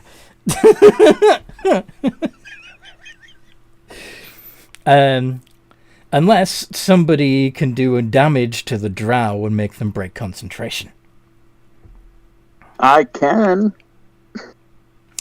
It is the retriever's turn. The drow is on the playing field. Yes, he fell back into the arena and dusted himself off. He's not feeling very well, but he wasn't to begin with anyway. So he's just got a few more broken bones that are being held together by mushrooms, by mycelium. Okay, the retriever who is on the giant.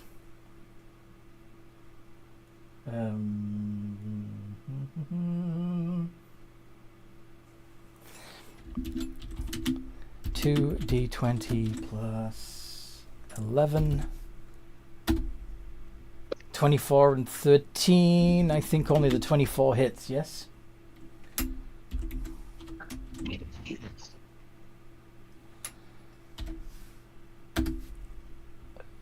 The spider bot does 20 points of slashing damage to the giant's shoulder. And could Elflobber also make a dexterity saving throw?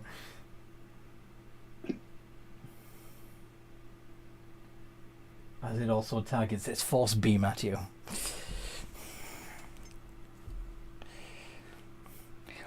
Oh!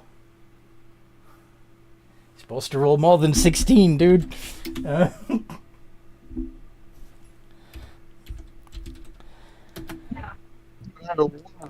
28 points of force damage.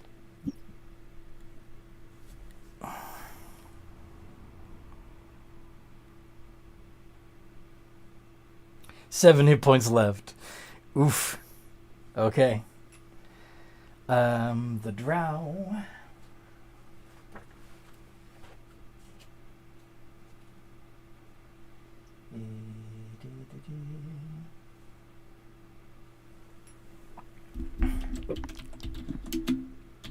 Is this concentration as well?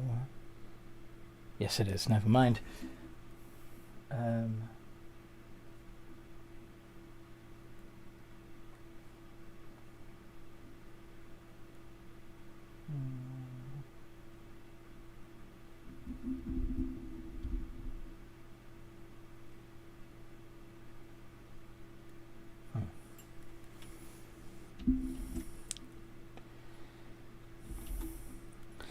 The drow is going to... How's Colombo doing?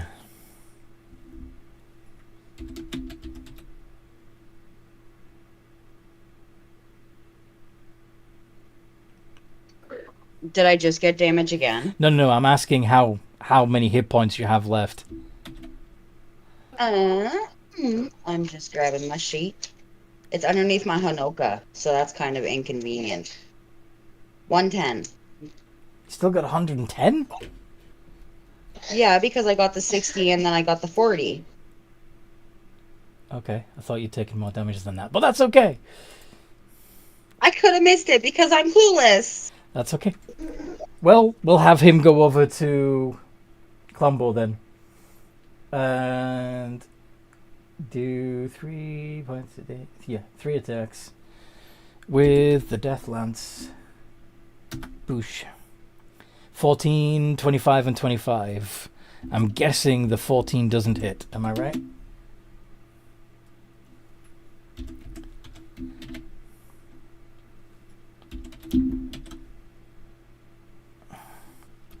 Hanoka?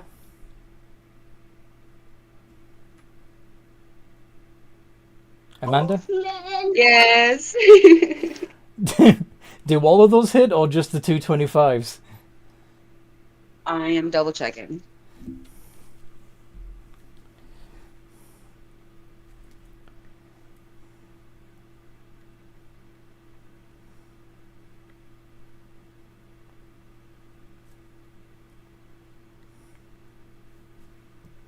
Let's just say they all hit. All hit? I can't find my AC. Okay. Oh, 20. That's what I thought. Okay. So you take 56 points of damage and 36 of that comes off your maximum HP until you go back into your Jade Lotus. So, yeah. That's rough. But it is... Let's see, that was the drow. So now it's Elflobber's turn. The drow... You've got a spider on your shoulder. The drow's attacking Columbo. And there's two beholders floating 30 feet away from you. What does Elflobber do before he returns to his Jade Lotus? I am going to try to think of the correct sport for it. I want to say it's a cricket swing. Okay. I'm going to go and hit the drow. Okay. With your weapon? Yeah.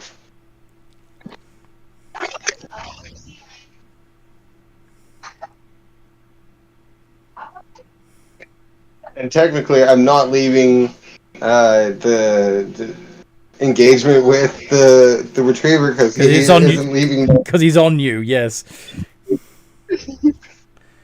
No need to disengage.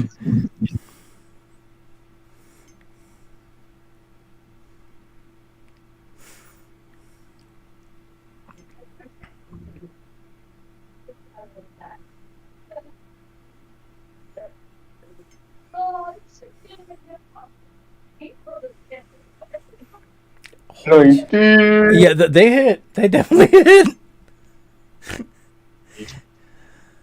Did you crit on 19s?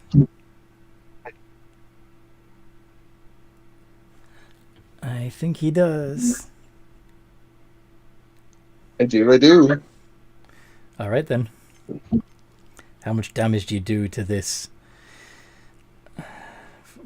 fungi-infested elf? Nice! Nice. Well, that needs to be the last damage I deal with him. Yep, he gone. I am no longer under control. Woo. Yes, you are no longer being suggested to. You don't have to attack your own master. Woo! Woo. He down. Okay. Is Elflob doing anything else? Besides stomping drow.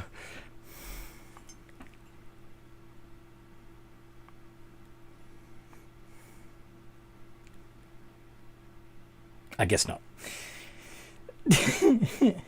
Columbo! You are no longer being attacked by a dark elf with a fungal infection. But you are within 5-10 feet-ish of Elflobber, who has a robot spider on his shoulder. And there's also the Beholderkin 30 feet away from you. What would you do?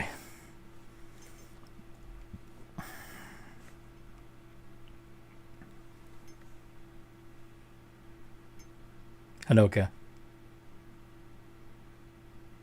Amanda. 0. Yes. Did you hear anything I said? Okay, I'm going to go over it again just in case. So, you're close to Elflobber. The drow is gone.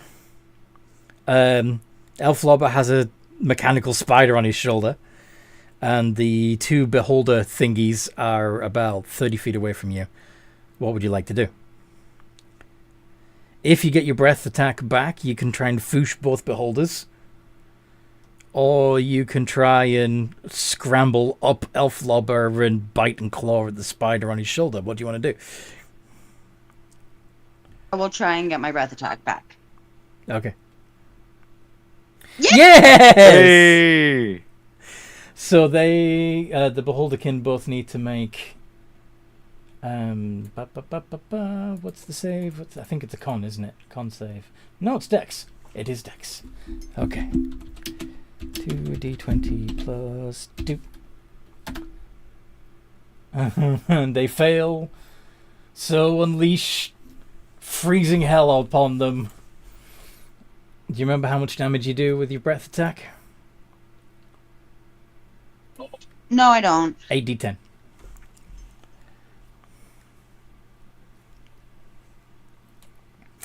$50.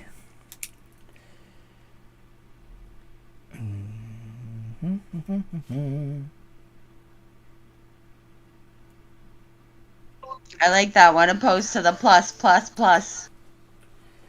I think I added a plus.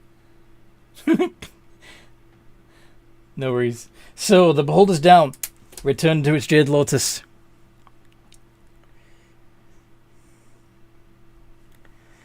And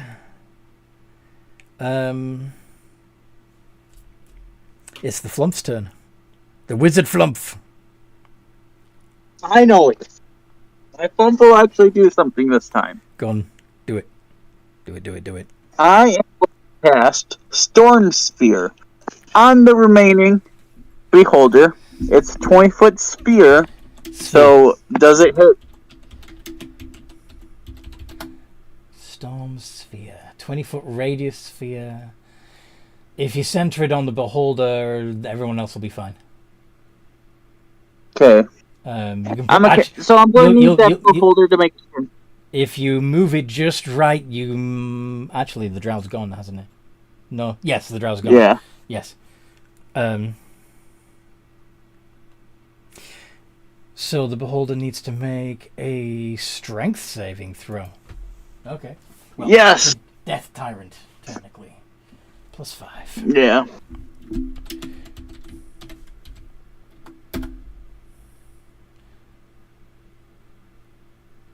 Doesn't take any damage.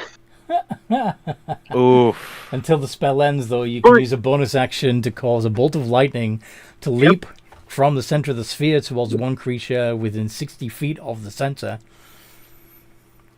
So that could be... Yep. And but since it's inside the sphere... Yeah. You can... It could be anywhere, but since the Beholder's in the sphere, I have advantage against attacks against it with this attack. Within 30 feet of the sphere, have disadvantage on perception checks made to listen. No. You have advantage on attack roll if the target is in the sphere. Yes. Yep. But, so do you want to do that? Yeah. Okay. Yeah, that definitely hits. Do the 4d6 lightning.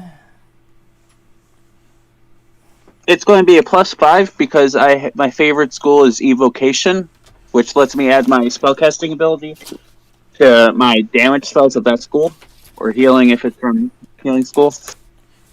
Okay.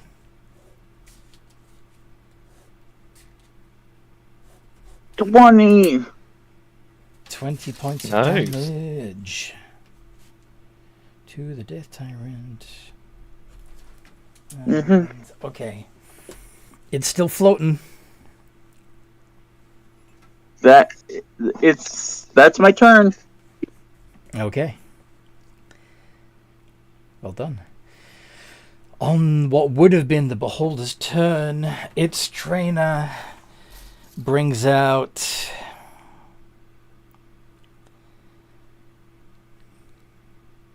a Storm Giant.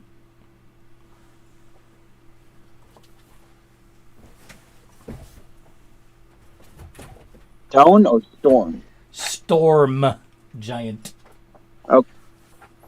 We're all fucked.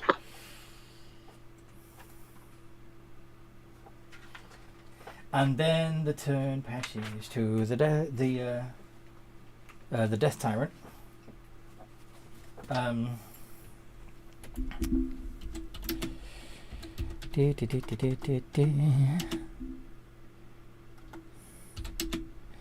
Who is going to focus all of his eye rays on the pesky little Flump. God damn it. Okay, so 10, 6, 4, and 8. So dexterity, strength, dexterity, and dexterity. 3 dexterities and a strength. The 20 plus 2.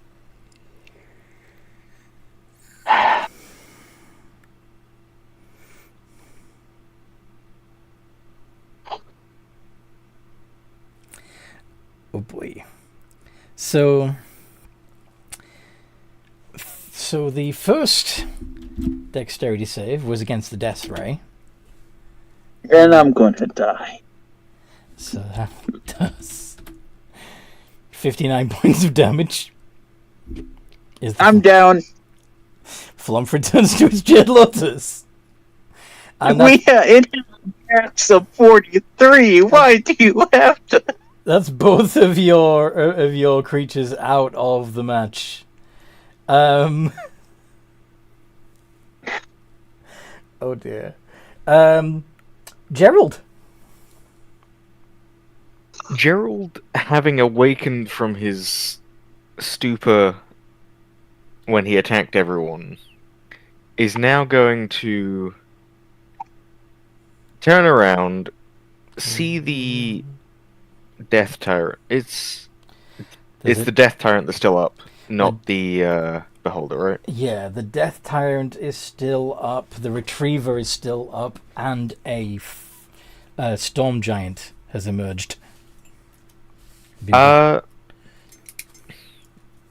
Gerald is gonna decide to attack the Death Tyrant.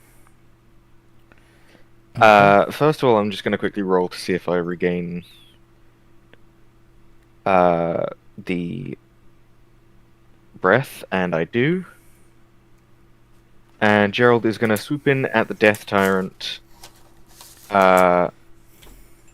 be within 10 feet of it, and do 5 lots of bite attacks.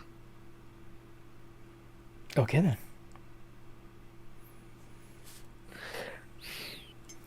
12, 5, 13, 15, and 5. Against the Death Tyrant. Oh wait, hang on, I just realized. You don't have your Add modifiers. 11 to all of those. Yeah, so that would actually So, be a 23. 23, 16. 16, Okay. 24. Alright, so... 20. The lowest is a 16. The 16s, The rest of them are above 20. the 16s miss, but the other 3 hit.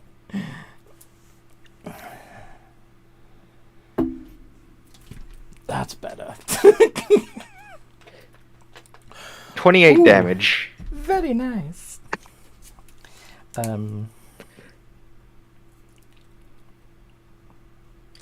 it's just... Gerald is just gonna growl at it. And end his turn outside of the sphere. Good. Yeah. The thunder Fly back thing. out of it. Yeah. Yeah.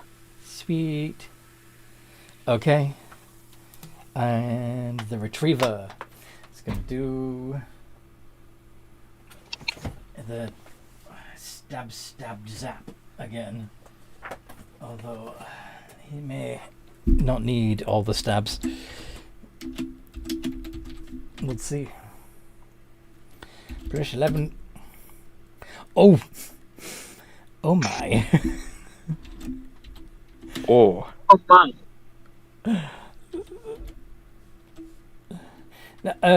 What's Self-Lover's AC?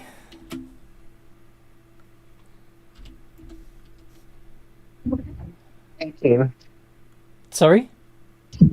18. 18. That's what I was afraid of. Okay. That's 47 points of piercing damage.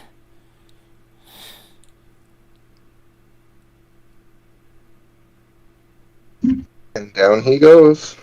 Returns to his Jade Lotus. And so he's going to use his Force Beam on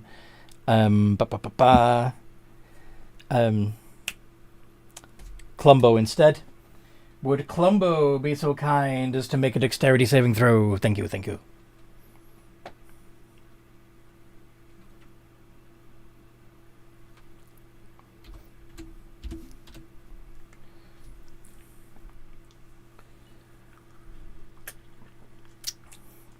Oof. Oof. 29 points of force damage on Clumbo. And the drow is gone, so on his turn.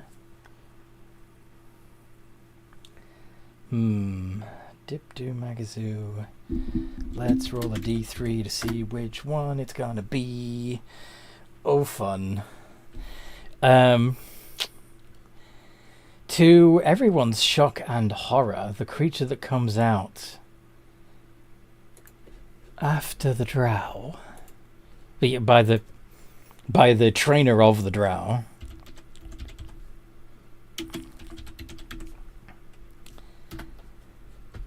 is... It's a dragon. No, it's not a dragon.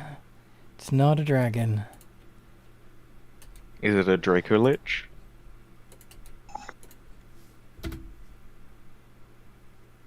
No. Oh. Huh. Oh. Do you know what that is? It looks like a elder brain that got up and walked. It's an elder brain.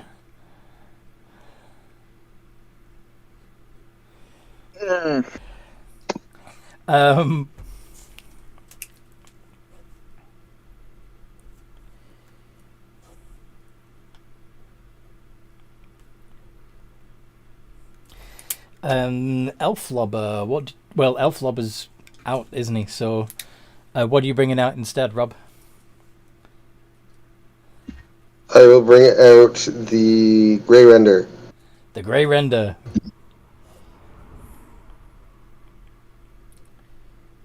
She calls him Rufus, but I'm calling him Earl. Earl Grey. But Earl had to die. Well, he, like, 3/4 died becoming a Jade Lotus creature. This is true. So, Clumbo, do you want to attack the retriever that just shot at you, or run over and attack the squiddly floaty brain thing, or finish off the death tyrant, or I go want to attack the thing that just attacked me because I'm mad at it for attacking me. fair. So, are you going to see if you get breath weapon attack back, or are you just going to go at it with teeth and claws? I may as well see if I get the breath back. Roll a d6. Yeah, wow, you do. Okay. Nice. So, you're going to use it? Yes. Are you going to position yourself in such a way that you try and get the Elder Brain, the Death Tyrant, and the Storm Giant all in one foosh? Yes. I like that idea. Aye. So. Can you remind me when I'm rolling again? Yep. First, I need to have my dudes each roll a dexterity. Oh, yes, you need to. A DC 17 dexterity save, and if they get less than 17, then they take 8d10 cold damage. So, on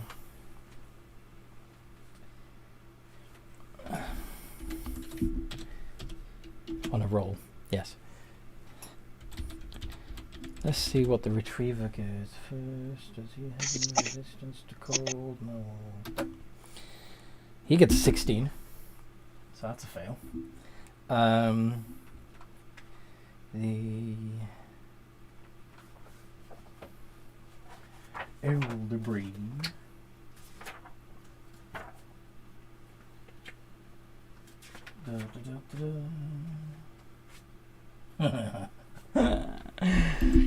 D20 plus another. It's 19. Okay. So it's going to take half. So I do roll the 8d10? Yep, in a minute. I'm just still doing the rolls. Okay. Death Tyrant is D20 plus 2.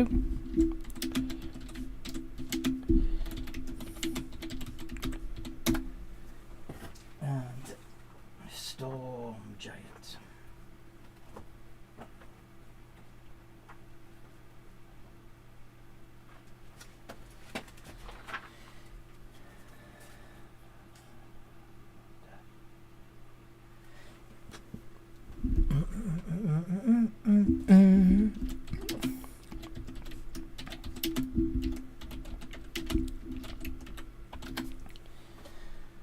Fails.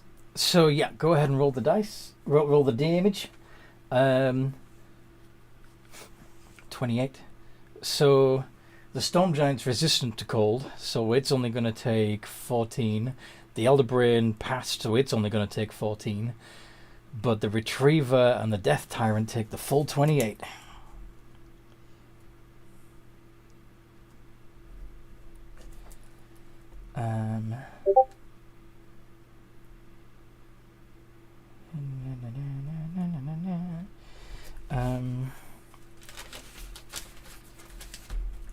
Storm Giant 14.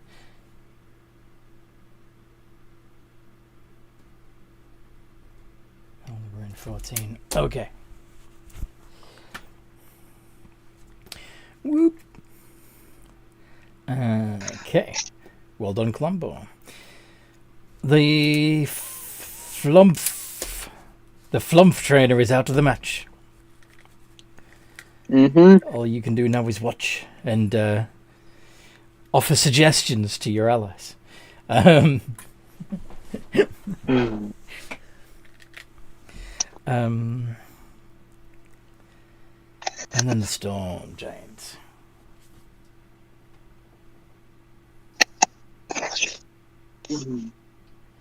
Oh, that means your Storm Sphere's gone, isn't it? Oh, yeah. Oh, no.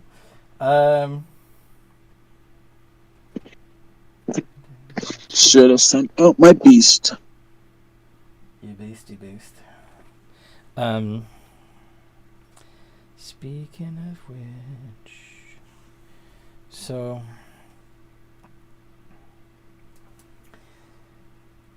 Now... Wait. What? I can help. How?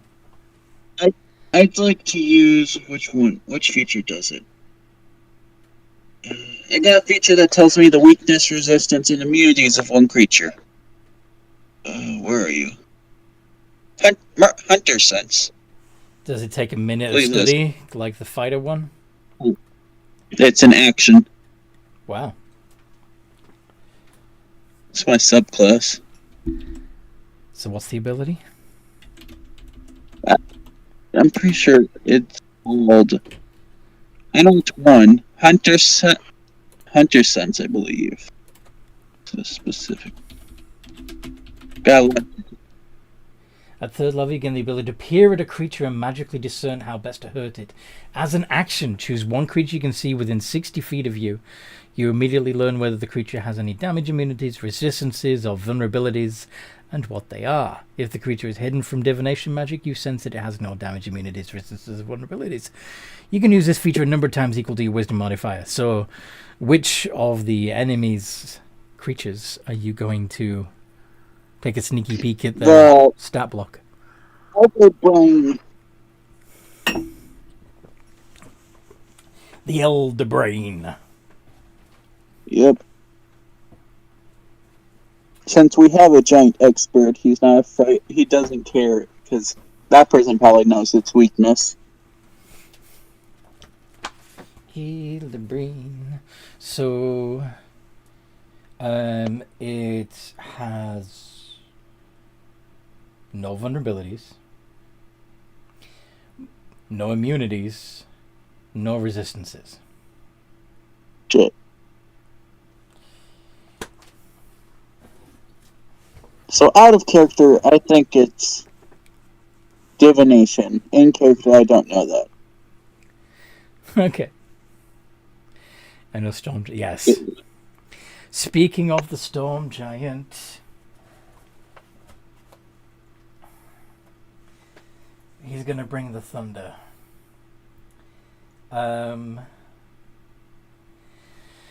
And despite the fact that its trainer is giving very clear instructions to attack Elflob. Well, no, Elflob is gone.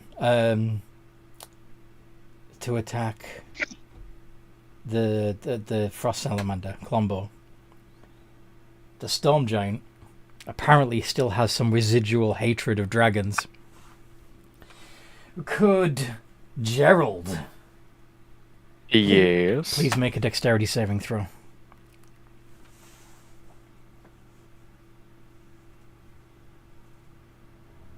That is a natural 1 Oh, for a 7. it's a good job I'm not cruel enough to double this. That is 63 points of lightning damage. 63 damage. Oof.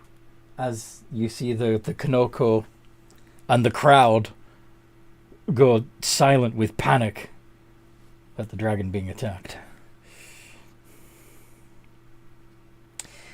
And now the Death Tyrant. Yep, Death Tyrant's still on the board. Ooh, and it loses one of its heads. Oh, oh no! I know what's gonna. Oh, well, actually, it can't heal while the Death Tyrant's still on the board, right? That is true, that is true.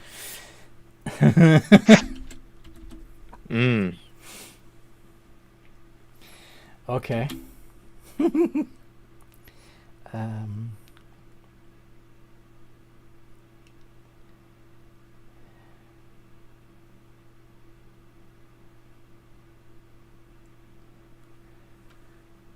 Death Tyrant.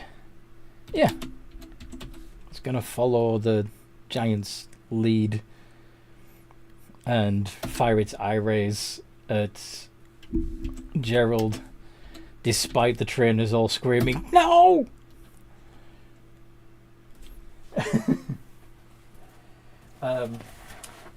Wisdom. Wisdom. Dexterity, and strength. Saving throws, please. 1 wisdom, 2 dex, 1 strength, yeah? Yes. So, wisdom is +2, dexterity is at +5, and your strength is +11. I think you'll be alright. Dex is +6, by the way. Then your character sheet is wrong. It is. Your dex. So I'm actually showing that. Yeah, your dexterity modifier is +4. So when you get your +1 bonus, that brings it up to a +5. Dexterity save. Is this on me or Gerald? Oh yeah, doy. Yeah, sorry. Brain went melty. Sorry.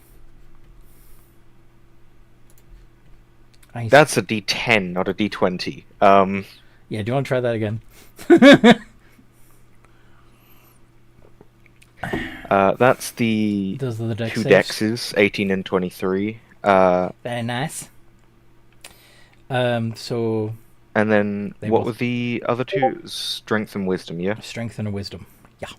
Strength and a wisdom. Alright, that's strength. Oof. You are telekinetically held and restrained.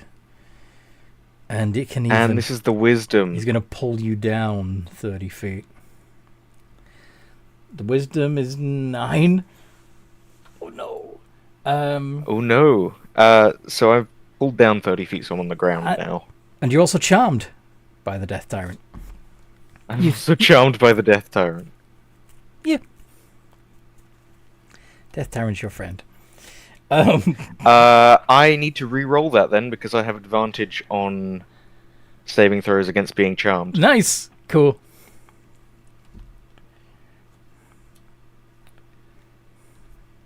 It's worse. Oh dear. Okay. Nice try. Still charmed. Also, quick question on the strength one. Does it say stunned? No, just grappled, Okay, just grappled held. and restrained. Yes. Okay, yeah. Because I also have advantage on saving throws against being stunned. No, you're not stunned. Just grappled. So and just restrained. wanted to check the wording of it. So it's your turn. You are restrained. I am restrained. What do you want to do? Recharge. I do have my prismatic breath. Yes. You could just boosh him. I could just boosh him. Would I be able to get anyone else with the prismatic It's breath? still 'Cause got it a is 60-foot cone, and you're still about 30 feet away, so you should probably be able to do something. Yeah, you'd be able to do the same thing that that Columbo did, and get the storm. Yeah, I'll do that. The storm giant, the death tyrant, and the elder brain. I will take that. So the death tyrant, d20 plus 2. So- dt. We got a 22. Oh my god. The elder brain So that's... got a 12. And the storm giant wasn't great either, I don't think. Yeah, it's a plus 10. Oh, yeah. D20 plus 2, storm giant. 14. How much damage do you do? So, 33 if you look at the roll above it. Yeah. So 16 to the death tyrant. and what kind of what kind of damage is it again? Lightning. Lightning this time. Lightning. Well then. Storm giant's immune. Oh, right. I forgot about that one. The elder brain. Yeah, the elder brain isn't. So the elder brain takes the full 33. The Storm Giant also takes 16 as well as the Death Tyrant. No, the storm giant's immune.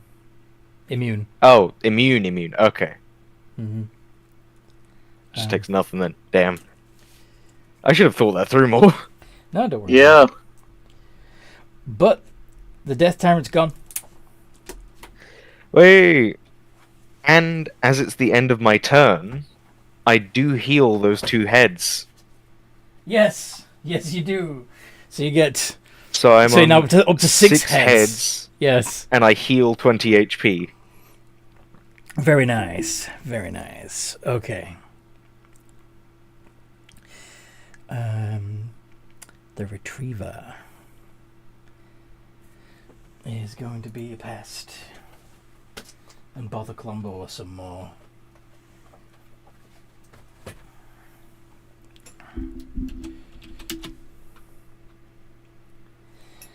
Two D20 plus 11, 12 and 19. Well, it somehow manages to trip over itself.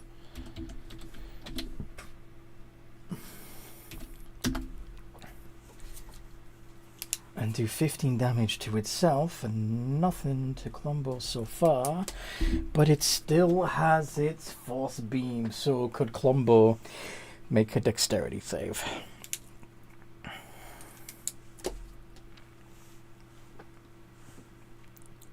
Please.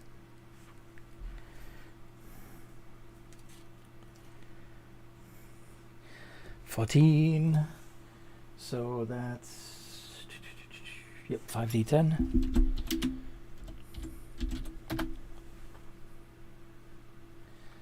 $28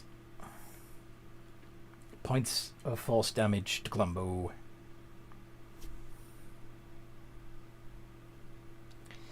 Yeah. And that's all it's going to do. And then the Elder Brain. Elder Brain.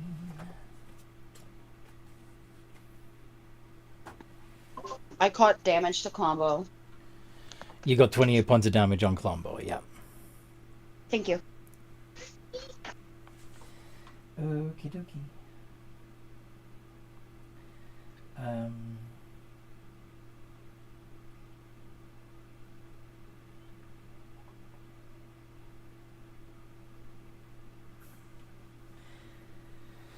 Would Gerald make an intelligence save?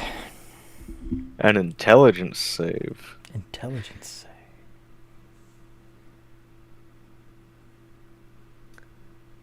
$17.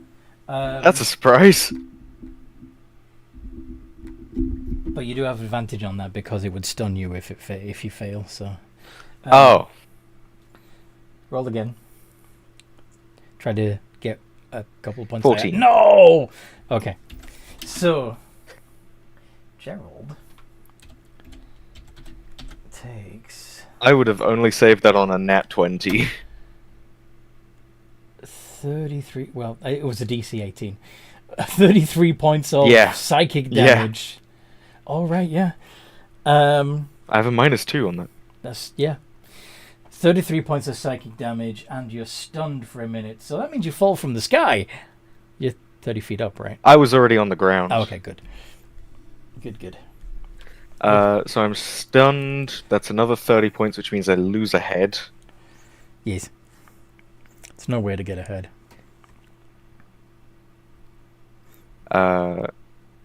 And 33 damage.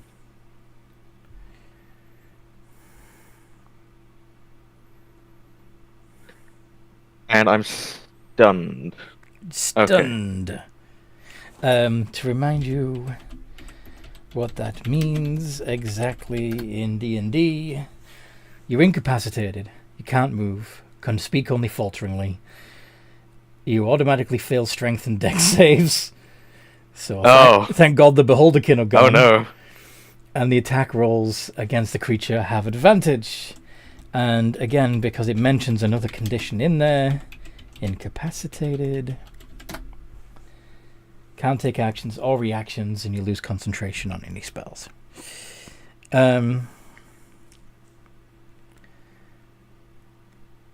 So yes. That was the Elder Brain. Grey Render. What does the Grey Render want to do? What does the Happy Puppy monster want to do?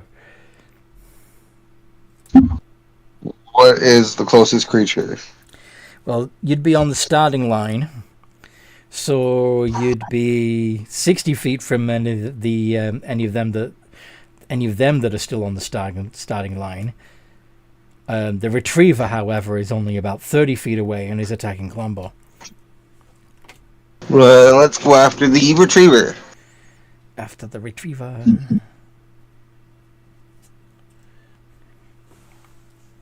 And I'll do all 3 attacks.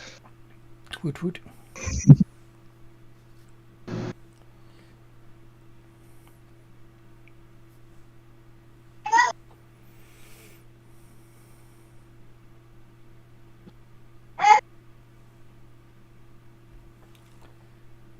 $14, $15, and $17 against the Retriever. Don't think those are gonna play. Nope, it's AC's 19. 0 hits. Sorry. And Columbo. You're in melee with the Retriever already. Now you have a fighting buddy in the form of the Grey Render. What does Columbo do? Continue fighting who I'm already in combat with. Okay. Are you going to see if you recharge your breath attack, or are you just going to go in with teeth and claws? I'm going to try and recharge it. Woot. Smart. Damn. What did you get? 4. 4. All right. Well, plan B. 5 iterations of D20 plus 12. It's such a beast of a creature. I love it.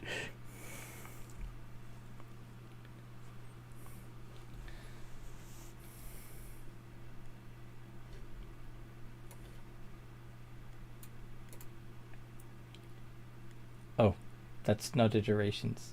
But okay. Well, the lowest one would be the... Don't worry, we can figure it out. Lowest would be 17. That one doesn't hit. But the rest of them do, and one of them's a crit. So your bite attack is a crit, which is fabulous. The bite alone would do 2d8 plus 5 and 2d10 of cold damage.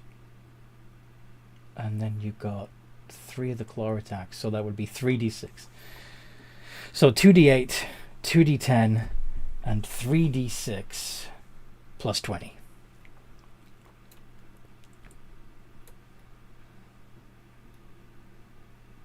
Two d8, 2d10, 3d6, 20. Yeah, perfect. 40 points of damage to the retriever. And...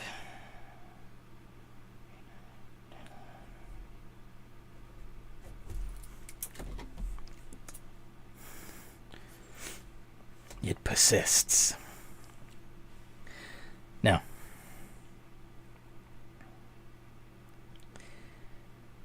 and is Sinabi doing anything?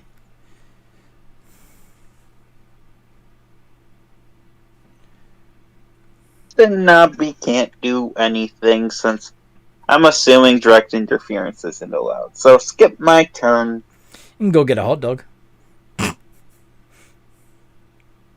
You know what? I'm going to pull out my flask and start drinking some ale.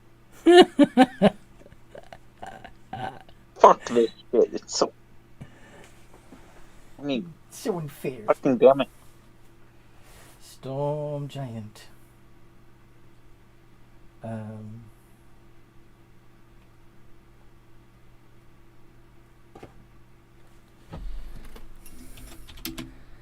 5 and D6. Does it get... No. Alright, that's okay.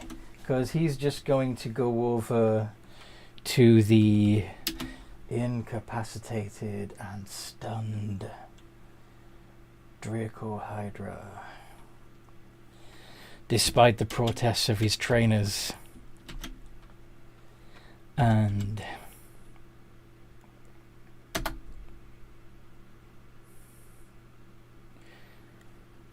Both of those hit.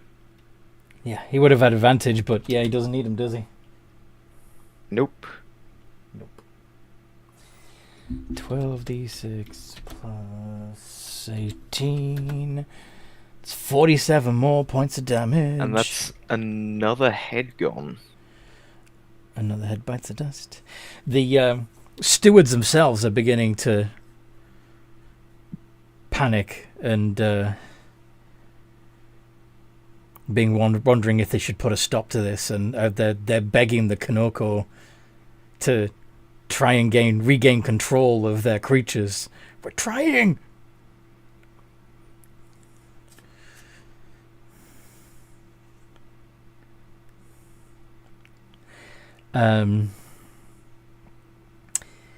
Yeah.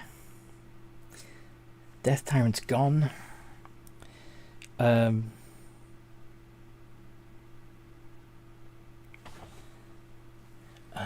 the next one to bring something out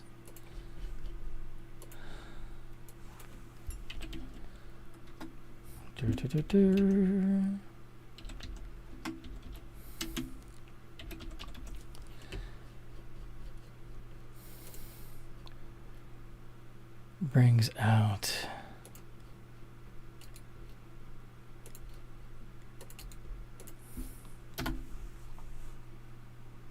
this. Ooh.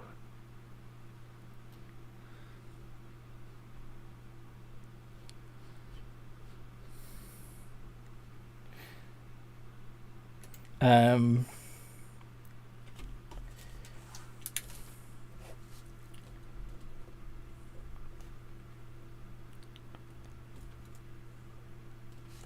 now, ba-ba-da-ba-ba. It's Gerald's turn. Yep. Now, do you have the ability? Target can repeat the saving throw at the end of each of its turns, ending the effect. So you can try another intelligence save to stop being stunned, if you'd like. Does it need to be 18? It needs to beat an 18. Yeah. Okay. Do I also get advantage on the saving throw? Because it is against being stunned. Yes. Okay. And is this my action?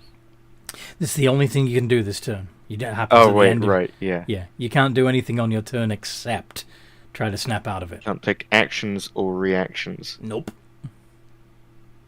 Okay, The Mind Blast sucks. It's...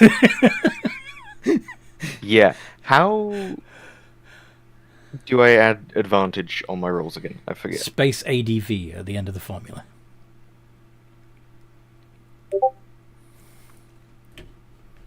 That's a 10. No. You are still stunned, my friend. Oh, he still grows heads. He's up to 8 now. Because he's still healing. Yes. Yep. So that's 40 HP healed.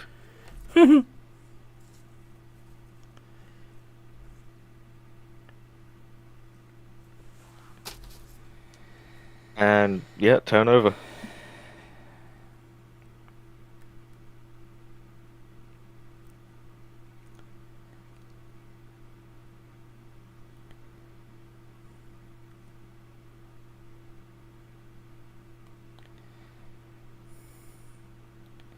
Yeah.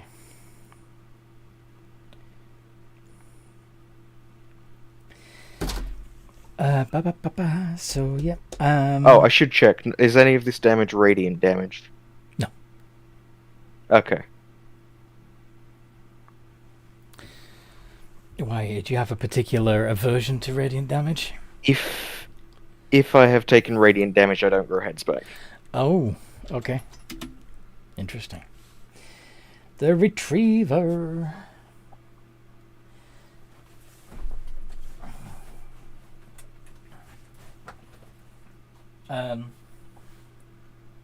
Is actually going to obey its masters. And... yeah. Okay. So, to your surprise, the Retriever turns away from Colombo. Colombo, if you want, as it scuttles away from you, you can make an opportunity attack on it. It's up to you. Well, yeah, I want to make an opportunity attack. Go on then. So would I just do one bite? Yeah. So, yeah, D20 plus 10, I think it is. 10? Oh. Let me have a look at your character sheet again. Stat block.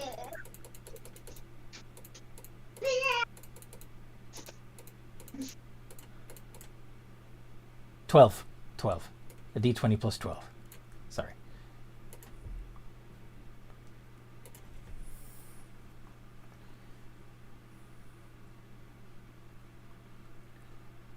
$18. Does not penetrate its AC.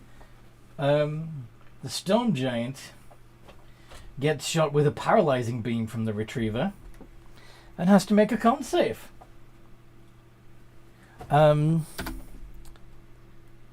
And he passes. So, yeah.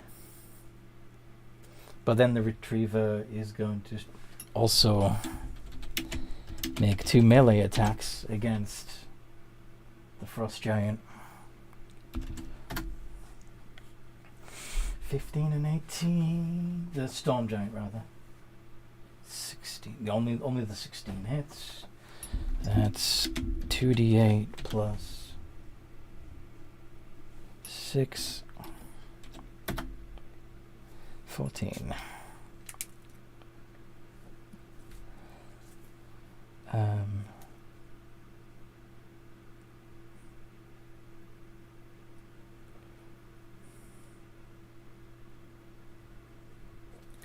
Okay. The Elder Brain bamfs away from the battlefield entirely. And as the Kinoko begin yelling at each other, like, I told you we couldn't control that thing!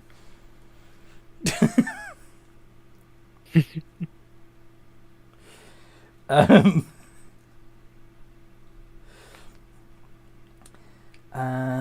what's the Grey Render doing? I suppose the Grey Render could have done an opportunity attack against the Retriever as well. I did. Oh, you did? Oh, you got a 29. Yeah. Nice. How much damage did you do? I'm just going to double check my damage. Damage.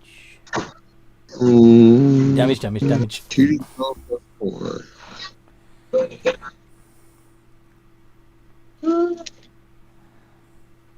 Is he medium? I'm sorry? Is the retriever medium size? The Retriever is large. Damn. Imagine a metal spider the size of a fucking horse. Possessed by a demon. It's fun. Someone went Wild Wild West in this? I said a horse, not a house.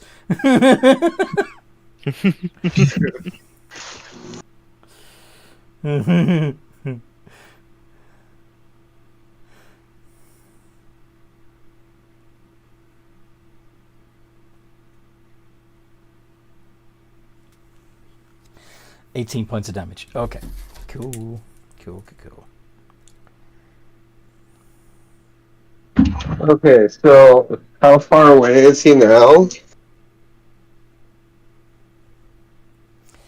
Actually, he's got the how far away is the storm giant? Sorry? How far away is the storm giant? The storm giant is still on the starting line. So that would be roughly 30 feet away from where the Grey Render is. Let's go and stupidly attack him.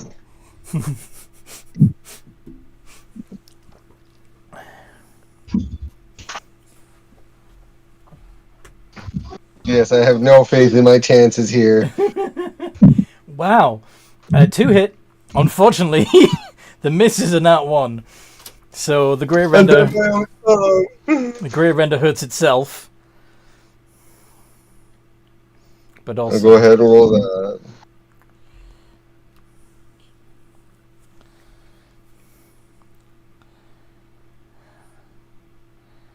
$19 points of damage. 2d8 plus 4.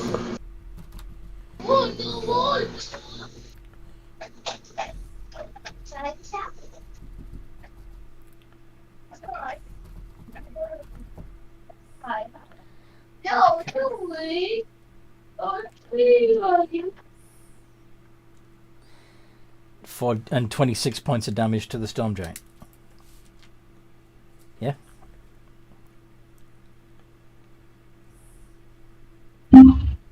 Nice. Not bad at all. Okay.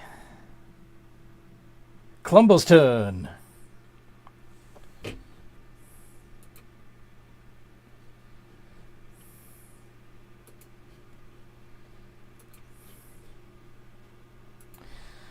It's Columbo.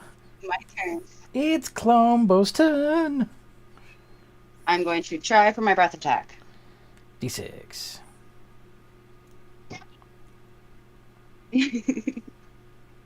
Working on the grocery site. No. Oh. You're gonna have to bite and slash. They bite and fight. They bite and bite and fight. So that would be 5d20. 5d20 plus 12.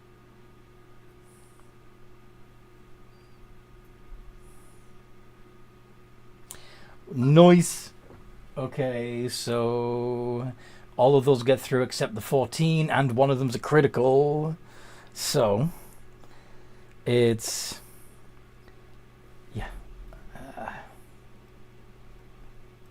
man, I'm just gonna bring it up.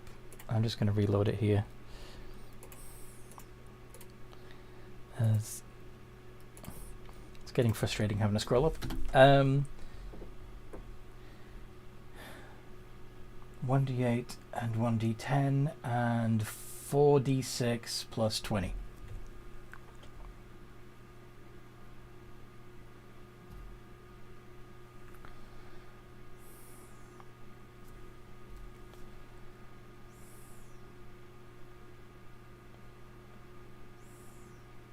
That's me, isn't it? Yes. Do you want me to roll it for you? Because yeah, but yeah. No, I just got distracted again. No worries. 1d8, 1d10, 4d6 plus 20. D10 plus 4d6 Yes, because one of them's a critical. plus 20. Yes. Would have been 3d6, but you got a crit, so it's 4. Unless you got brutal critical. Do you? Do we have? I don't think so. No. Okay. 44. Against the Storm Giant. Very nice. And the Storm Giant. Does he get? No, he doesn't. Okay.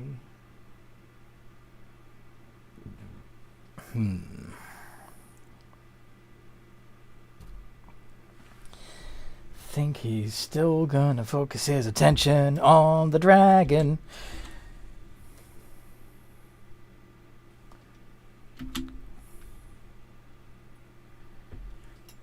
In a deep, resonant voice, he says, "Fools."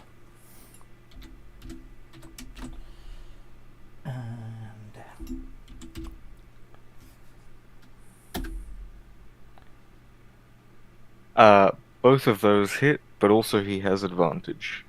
Yes.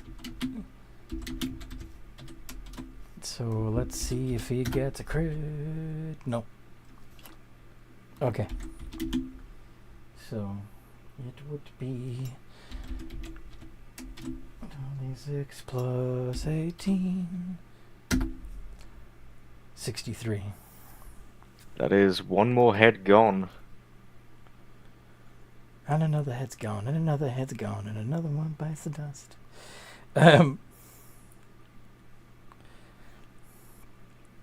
Gerald's down half his health now.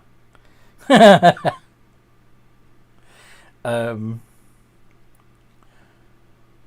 you see they're a threat to all of us?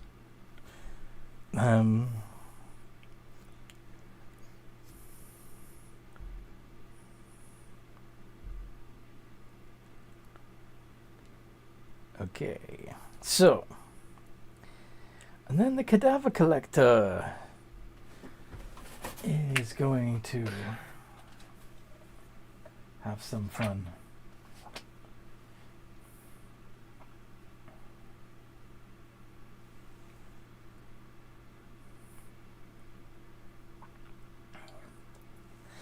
So,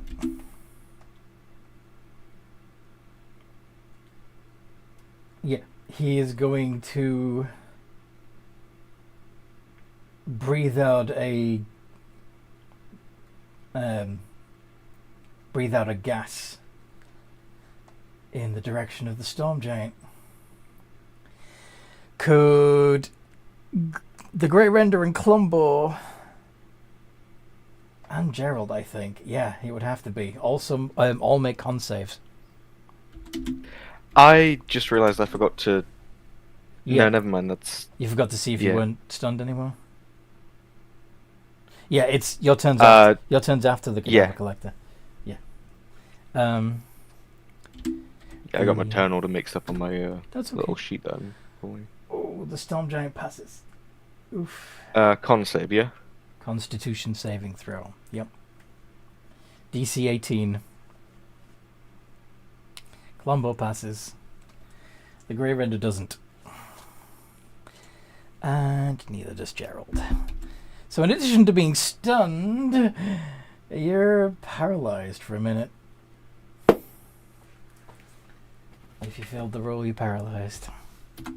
I am paralyzed, and I don't have advantage against that. No. This is not going well. But at least the Kinoko recognize that it's not going well as well, and they're trying to fix it.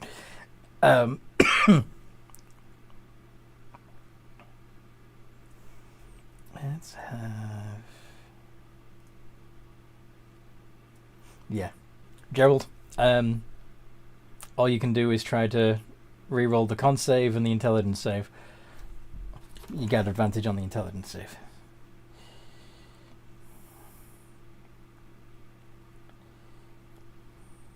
$16 does not mean 18, so still stunned. Con save again, yeah? Yes. Yep. 17. Oh boy. Yeah. No. It was an 18. So,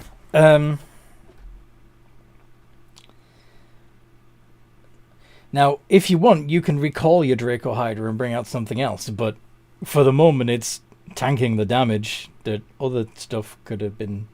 Yeah. It's up to you. It's tanking the damage. He's decently healthy at the moment. I don't think he can be one-shot. No. So I am not going to recall him. Okay. Head went down, so I regained 2 as well. Mm-hmm. Up to 9 heads now. When you do get back up, you're going to be a force to be reckoned with. Yep.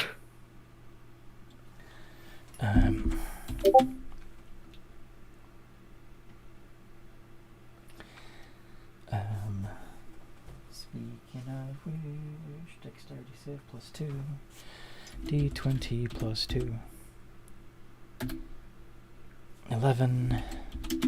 So the storm giant fails against the retriever's force beam.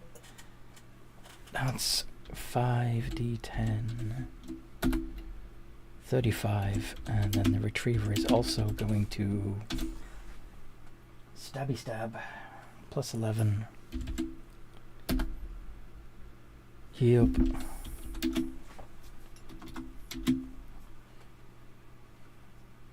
$48 plus 12. So 66. 8.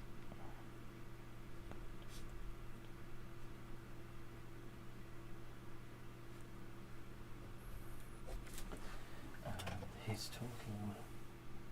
Okay. Yeah, he's still standing. He looks bloody though, but he's standing. And the Grey Render is paralyzed. Yes. Feel free to make another con save, Rob. Okay.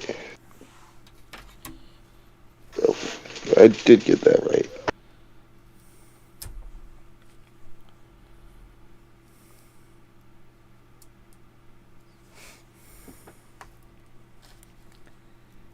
$20. Yeah. No longer paralyzed. Unfortunately, that was the end of your turn. Columbo. Oh, it's an action roll.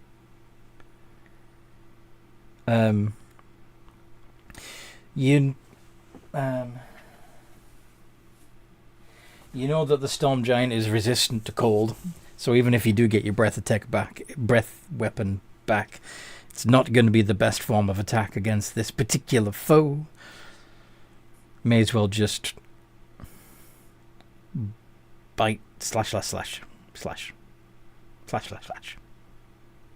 All the slashes.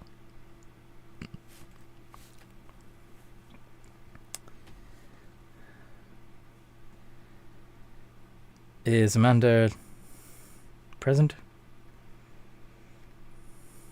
Oh, wait, hang on. I just realized I need to have done recharges as well. Still recharge check is automatic. This is also true. Yes. Okay, never Yes. mind.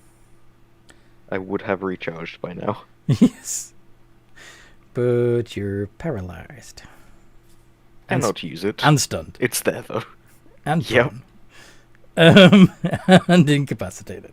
Yep. Amanda!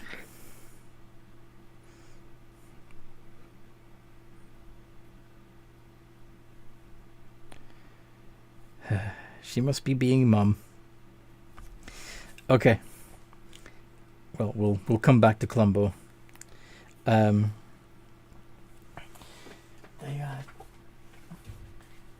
other team are desperately trying to get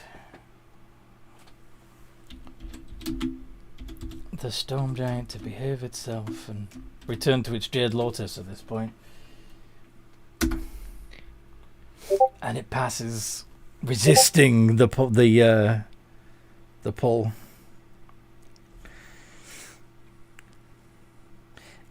How big is the Draco Hydra, by the way? It's a huge monstrosity. It's huge, same size as the Storm Giant, so he's not going to be able to pick it up and carry you out of there. Okay.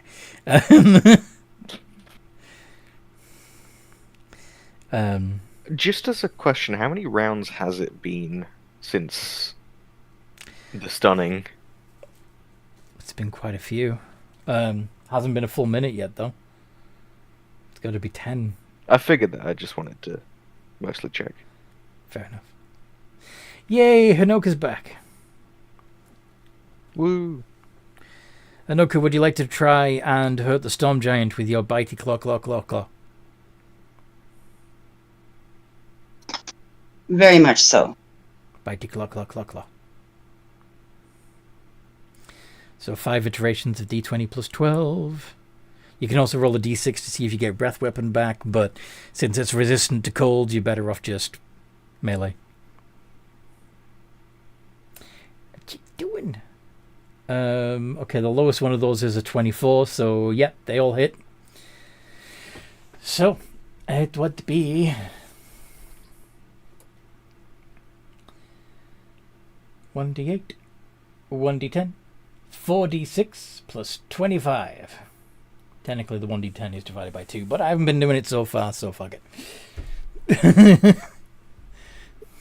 1d8 plus 1d10 plus 4d6 plus 25. 4d6 plus 20. Plus 25. You hit with all 5 this time. Oh, now you're screwing with me. I almost had it.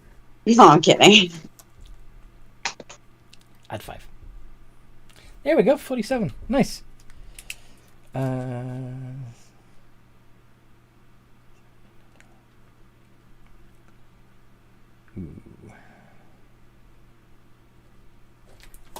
have we reached? Not quite. Oh, he's looking weak, but he still resists the call back to his Lotus. And now the Cadaver Collector. Yeah, the other one's gone. Wait, did he not have a turn? Oh, shit, yeah. I was going to have him do something and then I forgot. I got distracted. Did I roll for him recharging his ability? Yes, I did, and he got a 3. What was that? Oh, yeah, that was him trying to resist the thing.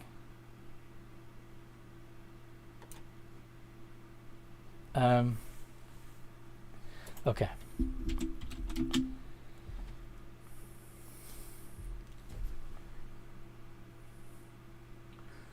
Can you not see that it's growing more dangerous before your very eyes?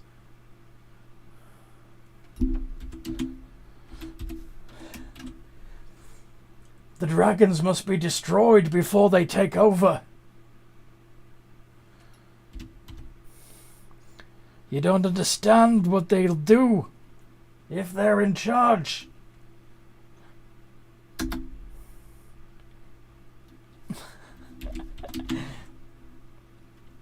He's getting... Advantage. The 15 doesn't hit though.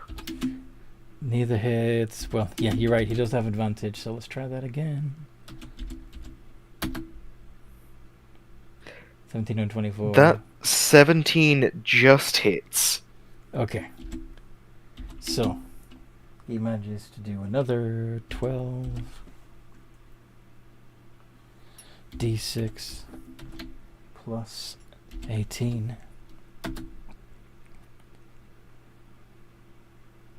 54.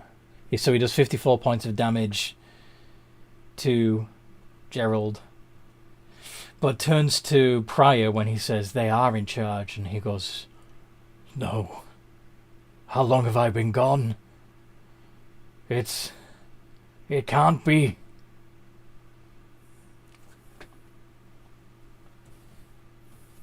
That's another head Do we gone. have like an accurate or somewhat accurate time frame of how long the dragon clans have been in charge? For as long as you've been alive. Somehow this giant has been Locked up. locked up for a long time, or had his mind fucked with somehow. So I'll tell him that it's been as long as I've lived, if not longer.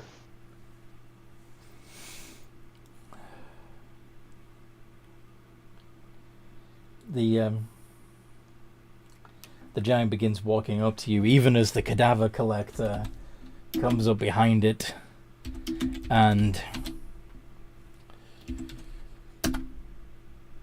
strikes twice. Does 6d8 plus 10 and 6d10 necrotic. 62. Ooh.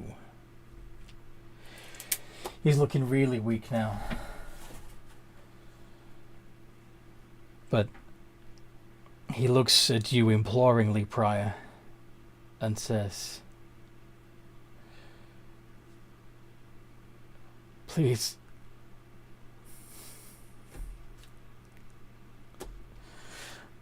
it can't be too late.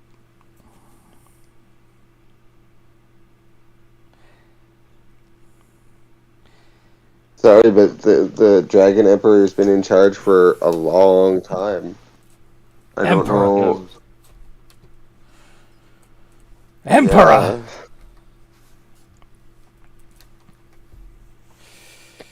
Yeah, he's been around longer than most, if not all of us.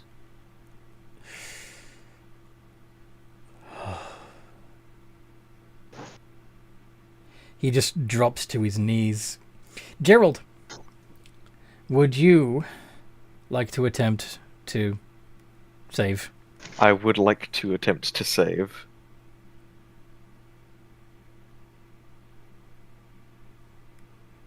$18! Nice. I did it! You're no longer, I'm no longer stunned. How about the paralysis? Yeah. Also 18. So you get back up. Oh my goodness, I get back up. Gerald, having been pummeled after being stunned, is going to... That was the end of your turn, by the How way. Oh, that was the end of my turn. Fair enough. Mhm. In which case, I grow another 2 heads. I'm up to 10 now. Yes. Right, I forgot that takes actions. Well, it doesn't take. It's not that it takes actions. Is that at the end of your turn that you can attempt to re-roll the save. Yeah, yeah. Dex +2. Oh, I mean, he's prone. He would be doing that at disadvantage. There we go. So the force beam knocks the storm giant down, and he returns to his Jade Lotus, and everybody in the arena breathes a sigh of relief and cheers at the sight of the dragon standing back up in all his multi-headed glory. And even the Kinoko clan, even the Kinoko clan team seem relieved. The funniest part about this to me is it's technically not even a dragon. I know.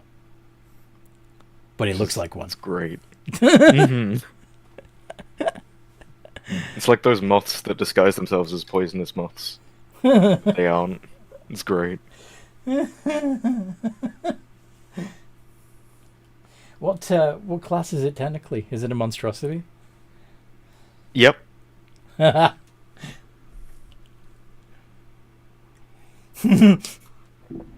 it be considered sacrilege Funnily depending on like enough- Tiamat?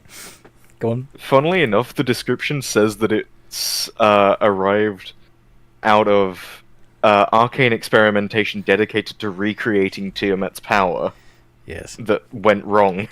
Yes.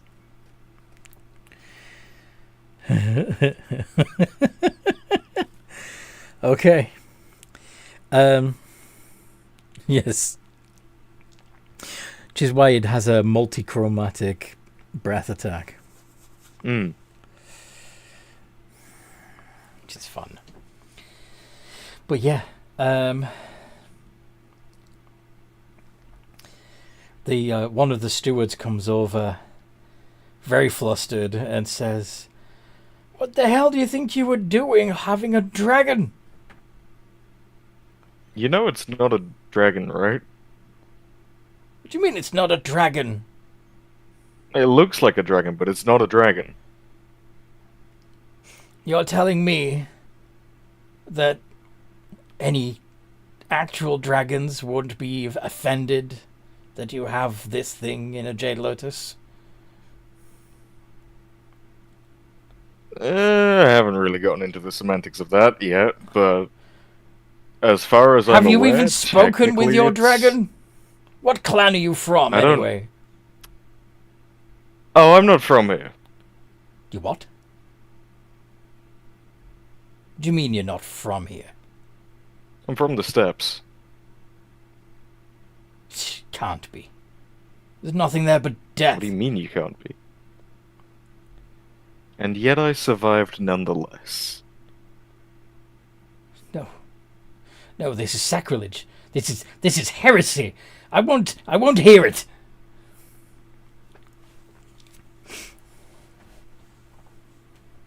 Well, hear it or not, it's the truth. And as much as that is the truth, this is not a dragon. You're lucky you're a member of the Emperor's Chosen.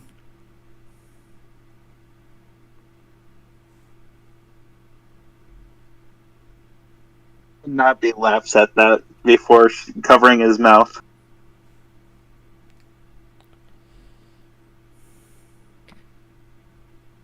Well, anyway. As I said, it's not a dragon.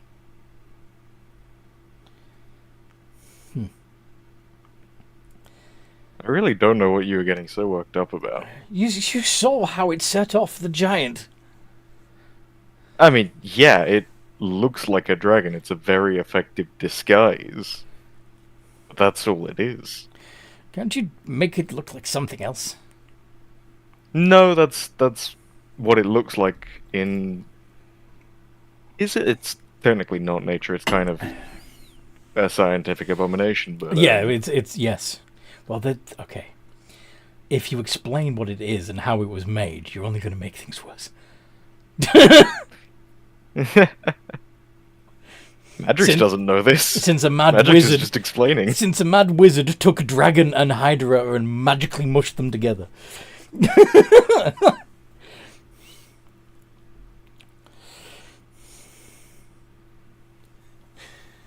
What do Prior Hanoka and Sanabi think of all of this?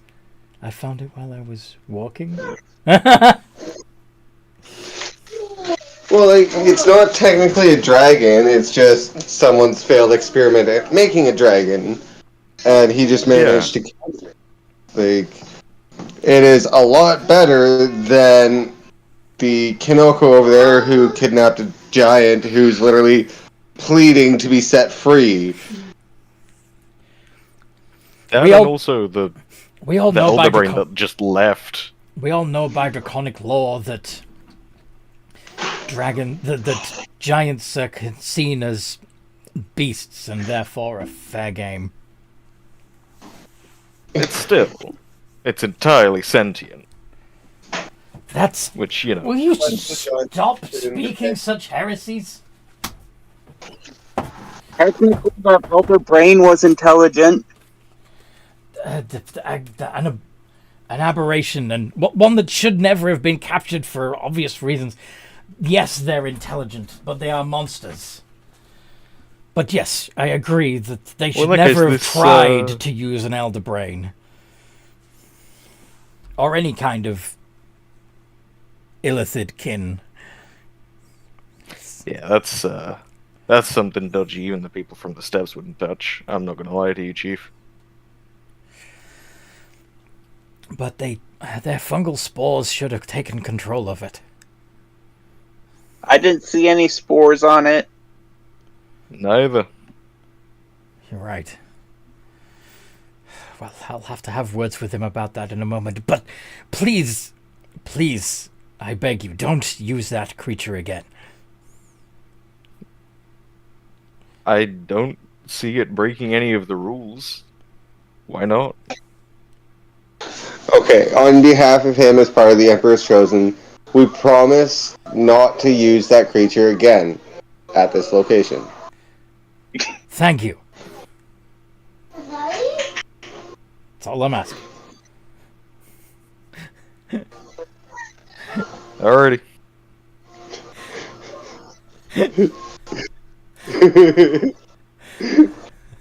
Of course, Anthony got that. Yes. Nice. Yep. At this location. Yes. Mm-hmm. Which he hopes you mean Kinoko territory, but you might very well just mean this arena. This specific location. Anywhere else. If I move one step to the left, I'm no longer in that location. Yep. Technically true.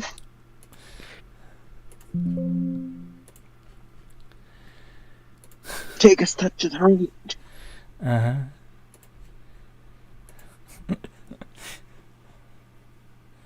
Two steps this time.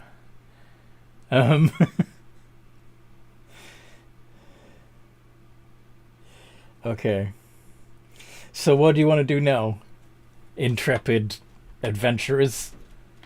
You've caused a ruckus in the arena. Your friend is sick and is getting medical treatment by the Kinoko. What do you want to do?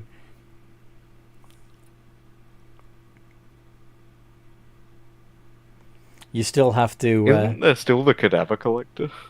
Well, they've recalled all of the Jade Lotus creatures that they still had control over. The cadaver collector, the retriever, both of them were under their control still. So they were just recalled. Just like your remaining creatures would have been recalled at the end of the fight too. Does that make sense? Yeah. So... I personally would want to check on Blood Dancer, and if they don't let us, then go have a few drinks to celebrate the match. Okay. Come for some drinks. Yeah, Sounds good. Madrix will join you. Awesome. So, I know we've still got 15 minutes yet, but going to a tavern for drinks and a chat seems like a good place to put a pin in it, because you can have that conversation in the RP chat. And when Blood Dancer is well enough to join you, she can join you in the RP chat too. Sound good? Sounds good. Yay! Woot woot. I've got more training tomorrow. Yeah. So, we will put a pin in it here. You can, like I said, talk in the Jade Lotus RP chat. If there's anyone listening, maybe you've stumbled across this video after we did it live, because I know nobody's watching it live. If you stumble across this video and decide you want to be part of the Games and Geekery community, help us get the word out, etc., do so. We have a link to the Discord server down in the description below, and we have slots open in the games if you'd like to join us in a game. And I even offer services to fellow DMs. So if you're interested in any of that, come find me. And in the meantime, no matter what role you play, have a good game.